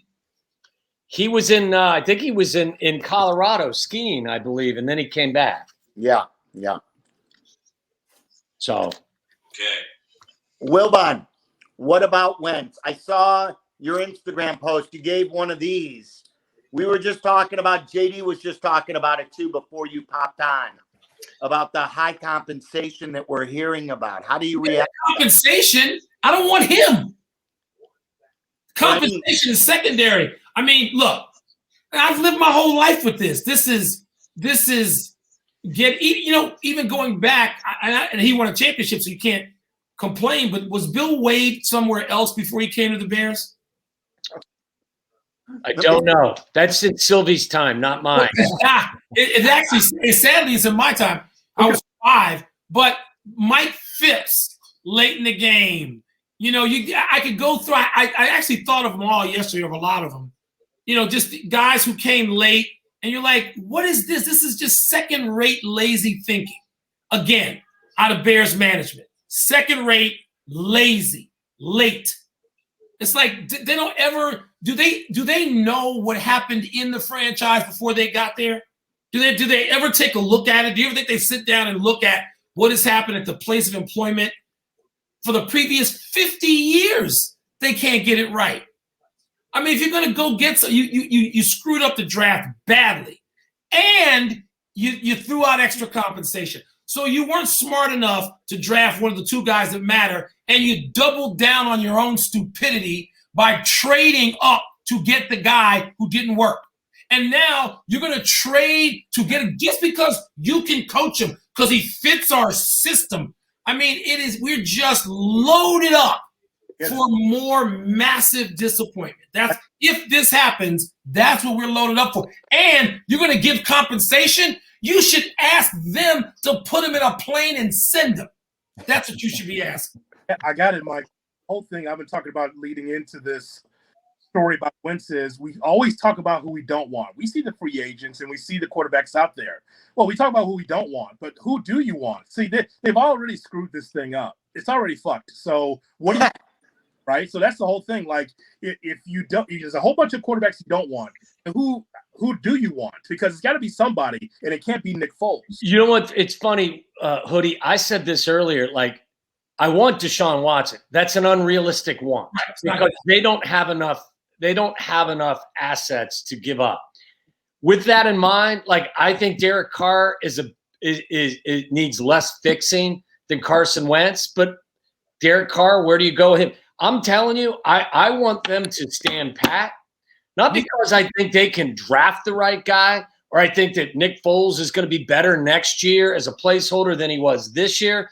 It's because I think it's going to be easier for them and there'll be less collateral damage when they do have to cut and run after next year if they draft a guy at 20 or you move up a couple of spots. I think there'll be less carnage and there'll be less to clean up with the next group that comes in. If, in fact, you remain where you are, you don't give up any of your future assets. Right, yes. And like, you know what? You saw a team, I forget who it was. Was it the Dolphins that moved on from Josh Rosen fairly quick at a similar spot? It ain't easy, but it's better if you have to cut and run. And JD, you and Dan would be good reference point. It would be easier, in my opinion, to cut and run if you don't go out there and trade any currency and bring in somebody that's going to cost you some money. What you have to understand is trying to get a feel for what the pressure from above is to win in 2021. And I don't have a good feel on that. I told you guys the other day on the air that I feel like no matter what happens in 2021, they're going to get into a conference room at Hallis Hall the day after the season. And George is going to ask Ryan, is his football team in position to win? And he's going to say, I think we're close. And they're going to stick with it because George just sees everything through the lens of his football people and doesn't have anybody to correct him and get him on course if his football people are telling him things that aren't shared by the rest of the league. The fundamental problem is there's no one that have the vision to even think about cutting and running right now because ownership has completely abdicated the responsibility of handling anything football related. And they have entrusted these two guys to solve this problem because they know they have no wherewithal to solve the problem. They can't even hire somebody to put as a buffer between ownership and the GM to have final say over a GM's decisions. They can't even hire someone to fill that role. So you're asking them, you're expecting the family to sit there and say, well, I mean, if this doesn't work, we definitely don't want to saddle the next head coach with Carson Wentz of all people, right? And have another undesirable contract on the books that they may be able to get out of after a year with very little, dead money or anything. But still, if they're giving assets to Philadelphia to get this guy, it doesn't matter if it's a one-year deal; it's a loss if it doesn't work. So I think you're expecting them to have the type of perspective that they have shown us over and over again they are incapable of having. Michael, what were you going to say? There's another problem, and I amen to every word you just eloquently said. Why would I trust the two dudes why would I trust the one guy, actually, who has made so many massive mistakes already? Why would I trust him to make this selection? when I say selection, I mean selection. You mean to tell me, so did they pursue Garoppolo? I'd rather have Garoppolo than this guy, than Wentz. I mean, Wentz to me, and I've been saying this all year. And Mark and Tommy, you guys know I've been saying this back before it had anything to do with the Bears. Carson Wentz is the most overrated, overstated, overhyped, overpraised player in the NFL in the last 2 years. I mean, they've had to go to the bullpen both times when it was necessary to move ahead in the playoffs, his team, with another guy who's not even as good as he is physically. And the praise for Carson Wentz, the continued confidence shown in him by football people. First of all, it's just, I mean, how wrong do you want to be over a period of years? And tangential to that, why would you trust Ryan Pace to pick out a used car? Right. It's why that many of us, without malice in our hearts or our thoughts, thought that the best thing for them to do was to move on, because now you're going into another cycle of allowing somebody to make an important decision on the most important position in all of professional sports. And you can't do that. You can't do this. There's no reason to think you can. Whose landline is that? Whose landline is that? I don't have a landline, so. Woody, is that you? I see you giggling down there. Who's the oldest person here? You. Me. I got landlines aplenty. Landlines aplenty. I got shit that'll work when the shit. I don't have to worry about reception. The cell tower was hit by a big truck. I don't have to worry about that shit. Landline, god damn it. You have antenna. You got like rabbit ears behind your TV too. No, the TV's a different story, Tommy. I'm looking right now at 3 televisions, 80 and 250s. Wow. That's my Sunday setup or my big Friday night NBA setup. So no, televisions, we got to have people who can get technology in here or die. Right. Ultimately, we got the big screens because our eyesight's not. Well, there's that too, Woody. That's the problem. Okay, who wants to take a piece of like we've spent very little time breaking down this game that's going to kick off in about an hour or so. Woody, who are you believing is going to walk away with the Lombardi Trophy? Blackhawk under one. Sorry, that's what I believe in, Tommy. No, I like the Kansas City Chiefs, and I've been convinced for a while that they're the Golden State Warriors in football cleats. I mean, because I don't know what lead is safe. If they're behind as 9-0, 15-0, 20-0, whatever, they have a way to come back in games. And much as I like Tampa's defense, I just think that the Kansas City Chiefs have an ability to come back if they're down in the game. So I just think 2 Super Bowl championships by the time Mahomes is 25 is quite the story. We're watching a superstar for sure, Mahomes, and I'm leaning I'm leaning Kansas City for this one in the game today. How about I think the most amazing, just before Dan, before you give us what you think, how about this factoid? If they win this game today, Mahomes and the Chiefs win today, he will have won 2 Super Bowls before he has lost 10 games in the league. How crazy is that? That's outrageous. It's outrageous. To Hoodie's point, people forget last year they were down double figures in the Super Bowl with less than 10 minutes to play, and they won by 11. You know what I mean? It was like that. You were down double figures. You walked off with a double-digit win in the span of 10 minutes. It was crazy. And so there's not enough answers to keep them down for 60 minutes. They're going to come up with something. They're going to come up with a play. Tyreek Hill's going to get loose. Kelsey's going to do something. It's just hard for me to see that team, as loaded as they are on offense, getting shut down for any length of time. Wilbon, are we boring you with the pregame talk? I know you don't like these are legitimate things and points of view that can make me think. I know I'm keeping one eye on the golf, which is, again, the golf's kind of amazing today because some of the biggest names in the world are missing 4-foot putts. part of it, I shouldn't tell this story on the record because I'm not supposed to, but I'm going to tell it. Anyway. Yeah, please. It involves the greatest name in the And by the way, just for the record out there, Michael doesn't drink, so there's probably Sprite in his cup, and he's probably got a tappy apple waiting for him afterwards. That sparkling water. There you go. No, I don't drink. So I was sitting. It's a name dropping thing, but the story's good. I'm sitting having I'm having a drink, probably ginger ale.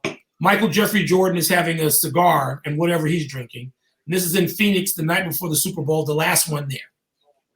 And it's New England's in the Super Bowl against. It wasn't the Seattle. Who else played against New England? Oh, it was Seattle. It was the Seattle Super Bowl, the second Seattle. Seattle's trying to repeat. Marshawn Lynch. And there was a famous football player who I won't name, famous Hall of Fame football player there that night. And they were talking about who's going to win. And Michael's sitting there and he's mostly listening. And this famous defensive football player says, Seattle's going to win, and here's why Seattle's going to win. Here's what New England can't do. And he went fairly, 2 layers deep into coverages and stuff. And it was all fascinating, and it was well, spun yarn. Jordan takes a cigar out of his mouth and he says, I want you to listen to me. I don't care about any of this shit. Tom Brady's team is going to win the game. We clear on this? Tom Brady's going to win. Tom Brady's not going to lose to them. Something will happen, even if it has to happen late, and Tom Brady will win. Betting against Tom Brady is always foolish. And I'm sitting there watching the game in my living room as they come down the stretch, and I'm thinking, Michael's going to have to eat this one. He's going to have to eat this one. He's going to have to just call up this famous Hall of Fame defensive player and say, you got it right, I got it wrong. And when he threw the pick, when Russell Wilson threw that ball and it was picked off and New England won, it was like, that's another reason why Jordan's the GOAT, because he identifies properly with the GOAT, with the other GOAT. And that was in his head anyway when he's making the pick, is that he trusts Brady for the same reasons he would trust himself. He would bet on Brady for the same reasons he would bet on himself.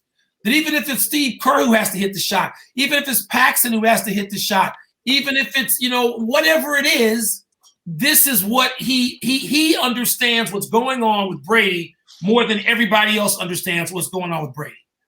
And it was unbelievable. It was unbelievable. That I text him later and just say, this is preposterous. You got this right. And it was just a laugh emoji. Yeah. Well, I'm going to do that in a few minutes. When I hang up with you guys, I'm going to say just Brady or Mahomes. I want to see, what the GOAT thinks of the GOAT playing against the baby GOAT. It's going to be Do it now while we're on. Michael, it's going to be such a letdown for you to go from this crew to calling Michael and getting his opinion on Super Bowl 55. No, it'll be, but I do this occasionally because I'm not supposed to tell stories like the one I just told. I might get shut out if he finds out about it. But I've never told that one. And to make it real, I really have to tell you who the defensive player was, which would just make you go, "Oh my God!" But in other words, I guess I told a long story to say I'm not betting against Brady. Yeah. I believe Kansas City's better. I believe everything that was said about coming from behind. I believe everything that's said about Mahomes, particularly if he's got 2 healthy feet and big toes. I believe all of that about Kansas City. Tampa doesn't have anybody whose nickname is Cheetah, for God's sake. I believe everything that's said about Kansas City. I like Kansas City. I don't root for Brady. For reasons I won't get into, I don't root for Brady. But I respect him as the GOAT. And I just can't go against him. I went against him in Green Bay. That was stupid. I went against him the previous week. Who they played between Washington and Green Bay? Whose doorbell is that now? We had a landline and now we have a doorbell? Silvy. The Saints. Yeah. I went against him for no more. I'm not going against Brady, even though I'm going to root like hell against him. I'm going to root for him to lose.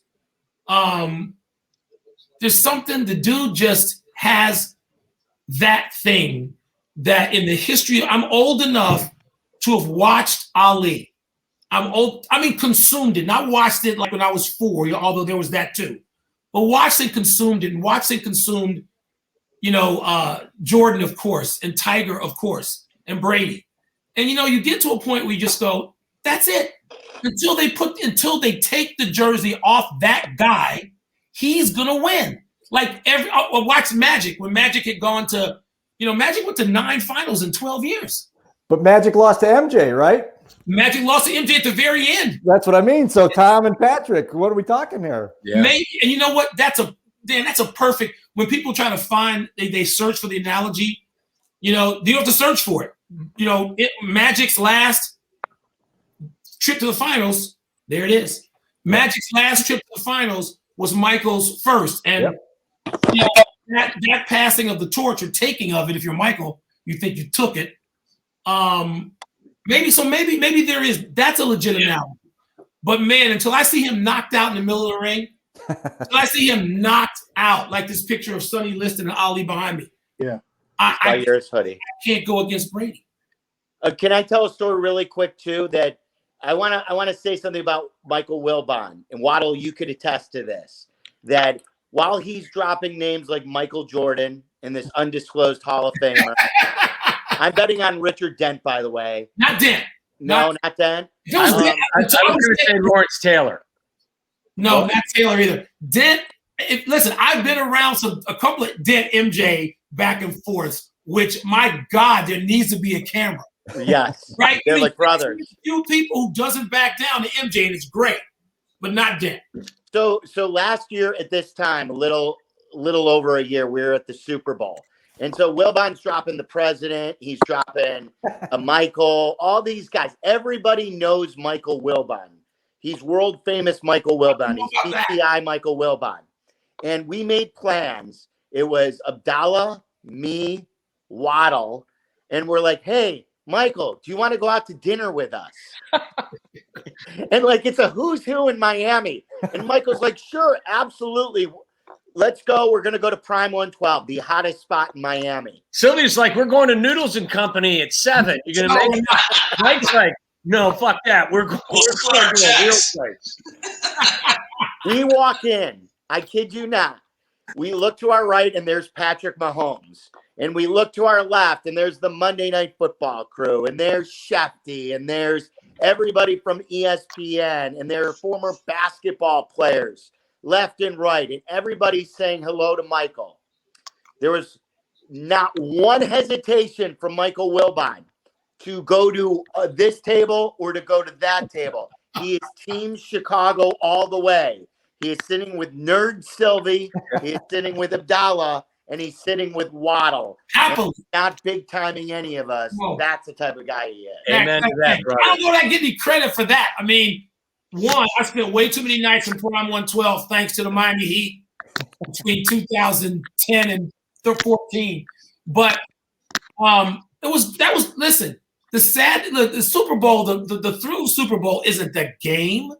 It's the hang for a week in advance. It's hanging out with you guys at Prime 112, having players come over to us and say things off the record that then we use all year because we have some insight now into something that goes on even in Chicago. So that's the fun of it. That's the fun of Super Bowl. Like the last 10 I've been to since the Bears moved in that now, so it's like 14.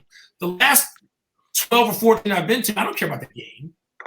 I care about the week leading up to that, and I usually go to an NBA game on Sunday or go home. Yeah. So I missed that.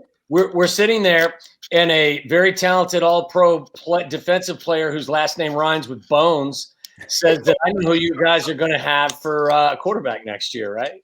And it was really, it kind of was the start, like it was kind of the start for us to even have the conversation of what's next, what's after the Mitchell Trubisky experience. And so two things happened to me last year that dealt with Bears quarterbacks. That story from Prime 112 and running into Terry Bradshaw at breakfast one morning when he told me the story. He said, hey, did I ever tell you the story, being the big Bears fanatic you are, did I ever tell you the story about what happened to me when I thought I was going to be drafted number 1 by the Bears in 69? Yet another reason for 1969 to be just the most awful of years for Chicago sports fans. None of you guys are old enough to understand what I'm talking about. Cubs blowing a big lead in September. I know that happened. But before that happened, Terry Bradshaw thought he was going to be drafted by the Bears and had talked to George Halas. And Halas said, we're taking you. And Bradshaw was so thrilled that he was going to get to be handing the ball to Gale Sayers and throwing it to Mike Ditka. He was out of his mind. And he went on a fishing trip, and there's no cell phones, there's no draft show, there's no, big board, mock, any of that crap. And Terry goes fishing, and he comes back late in the day from his fishing trip, and he's thinking, I'm going to be a Bear as soon as I pick up the phone and find out what happened. I'm going to Chicago. I'm playing with Hall of Famers. I'm going to see Dick Butkus in the locker room. This is the greatest thing ever. And they said, oh, yeah, Terry, by the way, the Bears didn't get you. The Pittsburgh Steelers, who hadn't had a winning season in 40 years, drafted you. And the best thing about this story is not me telling it. Somebody needs to get Terry on the air to tell that story about what his life was like between, I think, the conversation with Halas. And he had an agent. I don't know who it was, but I think he had the conversation with George Halas. And just Terry's anticipation and excitement of becoming a Bear. So I had that story that week, and I had the Prime 112 experience with my favorite host of Radio Anywhere, Mr. Waddle and Silvy. That was fun. We had a great time. It was a fun night. It was. All right, you guys got other stuff to talk about. I'm gonna duck out. Michael, thank you. Thank you, Mike. As always. All right, have fun. Wednesday as usual. Yep. You know it. All right, you guys. Be well. Michael Wilbon, every Wednesday at 5 with us on ESPN 1000. He's the just to fill in the blank here. In 1969, don't worry.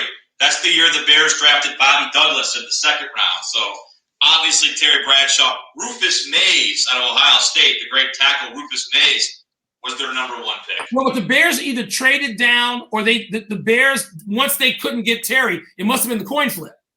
So once they lost the coin flip, then they traded down. Or they traded down, they did something. And so they weren't going to get Terry Bradshaw. Two famous coin flips in the history of Chicago, both went the wrong way, both cost us championships, losing Terry Bradshaw on a coin flip, because they both had gone 1-13, I believe, the previous year. And the other one is losing Magic Johnson and drafting David Greenwood from UCLA in a coin flip. So how many? I can't add. I'm not a math major. That's 9 championships between Bradshaw and Magic, right? Yeah. Michael made up for that pretty good with 6. Yeah, we got our payback. That's right. We got our payback. We're waiting for our Terry Bradshaw still to this day with the Bears. That's the most incredible thing. That's right. Get him to tell that story. He knows all the details, including that one about what the Bears did after and why they lost the coin flip. Well, we had our Mitch, Shaheen, and Kevin White. We had that trio. That's the worst ever. Now I'm going to go get a drink after you. Yeah, Michael. Thank you, Mike. JD, we didn't get your prediction. What do you think happens later tonight? I was entranced in the Michael Jordan story about so Tom Brady. My pick was Deion Sanders was the Hall of Fame defensive player. I bet. I could see a real spicy. Seems like a Wilbon type of guy. Look, everything Mike said makes a lot of sense. I believe that there has to be an end for everything, and it would be, even for Tom Brady, it would be too storybook to win his first year in Tampa at Raymond James Stadium to win the Super Bowl. I was in Arizona, one of my 8 Super Bowls that I covered. Maybe Dan was there. You guys were there doing shows the week before. Remember the undefeated Patriots year when they went undefeated and they took on the Giants, and that was the David Tyree game. I was at that game, and that would have been the storybook ending for the Patriots to win that Super Bowl and finish off undefeated. Did not happen. I just feel like the Chiefs are not the same team they were last year. That's been proven. They're not as good as last year. This Andy Reid thing with his son is horrible. This has got to be incredibly concerning to everyone with this. But when it comes down to it, I can't bet against Patrick Mahomes. I just think Patrick Mahomes is so unbelievable that he finds the way. And I don't like Tampa's chances against Travis Kelce. We had to give our picks on ESPN.com, and you had to pick an MVP. And I picked not Mahomes as the MVP. I picked Kelsey as the MVP. Really? That guy's just a beast. He just goes off. So I think it's going to be a great game. But I think there has to be an end, and this to me would signify Mahomes ending it, not ending it, but starting to deflate the balloon a little bit with Brady. Well, and the difference between MJ and Brady is Tom can't play defense. Tom can't go down and hatchet the ball out of Karl Malone's hands and then go the other way and score. So he's going to need help, and I don't know that he can get it.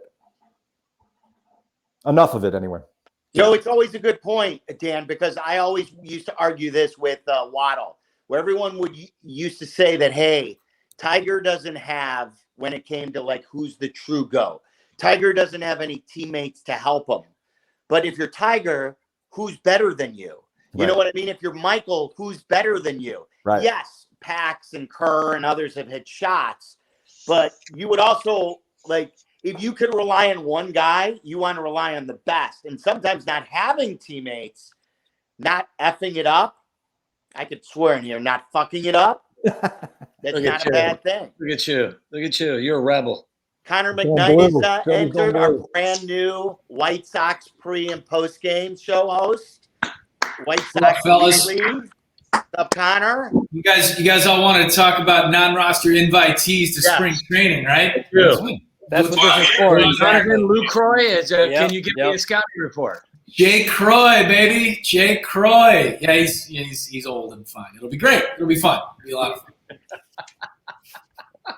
We stole him away from wasn't he part of the Brewers for years? Yeah. Sure. He was a Cub briefly. He was very briefly. So the Sox hired Jerry Narron, who helped Lucroy get better defensively and stuff. I want to say it's 14 when Lucroy finished pretty high in the MVP voting. And then James McCann texted Narron and was like, hey man, I need help learning how to play defense. I can't even spell it. And he was like, oh cool, come on by the house. So Jerry Narron was a dude who really helped James McCann with his defense, and that helped him get the $40 million deal with the Mets. That's much better than the MJ story for sure. Yeah, no problem. We've been waiting 2 hours, Connor. We've been waiting for a Jerry Narron story. I know you have. Is he related to Tim Narron? Tim Narron, who I think is the GM of the Red Sox I played against in high school. Are they relatives? Yeah, they're married. As the promo says, now that we've got Hood and Connor now, the stream definitely smells like grilled onions. Smothered in onions. Yeah, smothered in onions. That's it? Everybody I want to give shout outs too for a little bit. JD, I know how much you worked today. You did great work on the Loyola game. Thank you for popping in today. Thank you guys. It's a pleasure always.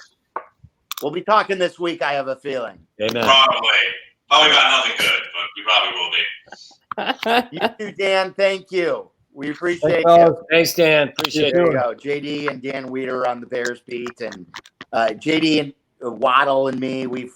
Hoodie too. We've worked together for 20 years now. It's crazy. I want to give a shout out to all of our sponsors. I've got my slippers on, Waddle. I can take you outside to look at the car really quick. Yeah. But it's all presented by DraftKings at Casino Queen Sportsbook. Shout out to them. Get in your plays. Don't forget live betting as well. Live betting is where it's at. It's where it won on the Chiefs last year. Use our promo code WMVP and look at the boys supporting Coors and Coors Light. I don't know, Hoodie, what you're holding up. Zans. Is this a bad medicine? He's got them Zanny bricks. Wait a second. I keep my Xannies in this pill because it does, if I ever get stopped, I don't have a prescription bottle in my pocket. So I put my little Xanny Xanny container right there. Mine just has 3 X's. It says Kaplan. The cop said, "Go ahead, we understand." Also, shout out to. No, this really has Xannies in it. I'm not lying. I know. Yep. Braxton, want to say hi? My kids want to say hi too before we. All right, bring him in. This is the one. Woo! This is the one. Shotgun He's drinking. Braxton, shotgun it. Shotgun it. Can you say hi to everybody? Hi, everybody. This is Braxton. This is my youngest. Don't hit the button, though. What's the button do? Don't hit the button. What button? What's the button do? The button turns us off, and we don't want to go off. Not yet. Okay. Say happy Super Bowl. Happy Super Bowl. Braxton, if you hit the button, you get like a lot of candy. No, you get a lot of candy anyway. You know, McCown can't fake you out. Whoa! Are we getting dogs? We showing our kids? We showing off all our kids? Penny. I'll get a dog. There's Penny. There's her missing leg. My kids are all adults, so I'm just going to build an empty beer bottle pyramid for you. No button. Oh, there's another dog. Flex. Oh, that's Connor. That's your dog. Yeah. No, not. No, I found this one on the street. This bike's brought her in for the show. Just for the stream. I don't even like dogs. I wanted it back as soon as I asked. It's 10 below. We always advertise. I want to give a shout out to my local Chicagoland Toyota dealers.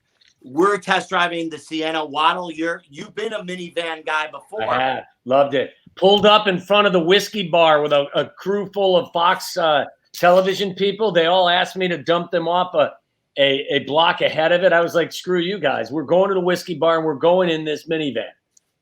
This thing's incredible. We've been driving around all weekend. Shout out to your local Chicagoland Toyota dealers for the support. They've supported me and the radio station as partners in the last year. And think about what I've been through this year with my journey and also with COVID. It's incredible with everything that's been going on. So I just wanted to give them a special shout out and a thank you. Awesome. We have predictions before we leave, boys. Hoodie, you start us off. I like the Kansas City Chiefs to win to 28. Connor? Chiefs by 1 million. 1 million? Like, Can I get that on DraftKings by 1 million? By 1 million. Chris? I'm going Chiefs by 10. So not quite 1 million, but I think they win by 10. And keeping my eyes on, are we going to the moon tonight, Abdallah? I think we're going to the moon. Grab your dog. We're going to the moon. Excuse me? Old Dogecoin. I think we're going to the moon, Waddle. Are you going to the moon tonight? I think we are. Really? Dog-based Bitcoins. We're going to the moon. What do you got, Adam, for a prediction? I've got the Chiefs between 6 and 10 tonight. So I'm going to say 35 to 29. I have the Chiefs winning this game 27-23. I've got a 34-23. So almost 1 million, Connor. Yeah. Almost 1 million. Say hi. My bandwagon oldest son in his Mahomes jersey right here. Say hi to everybody on Twitch, man. Yes. Did he hit the goodbye switch? Hit the button. You can great way to end. You can That's see perfect. him walking over to it and just hitting And the button. Time for the big game. All right. Is that it? So pissed off. It was perfect, and you hit the button, Waddle. Jonathan.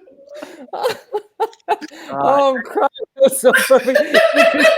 You can see him just walking over. So much for being part of our big show. Thank you, Wilbon, because that's the only guy who mattered. Thank you, buddy. Thank you, Waddle. Hey, thank you, Silvy. I have to pee. I haven't peed in 2 hours. Is that it? Thank you all. So long, everybody. Thank you, You everybody. to all, and to all a good night. To all a good night. What happened?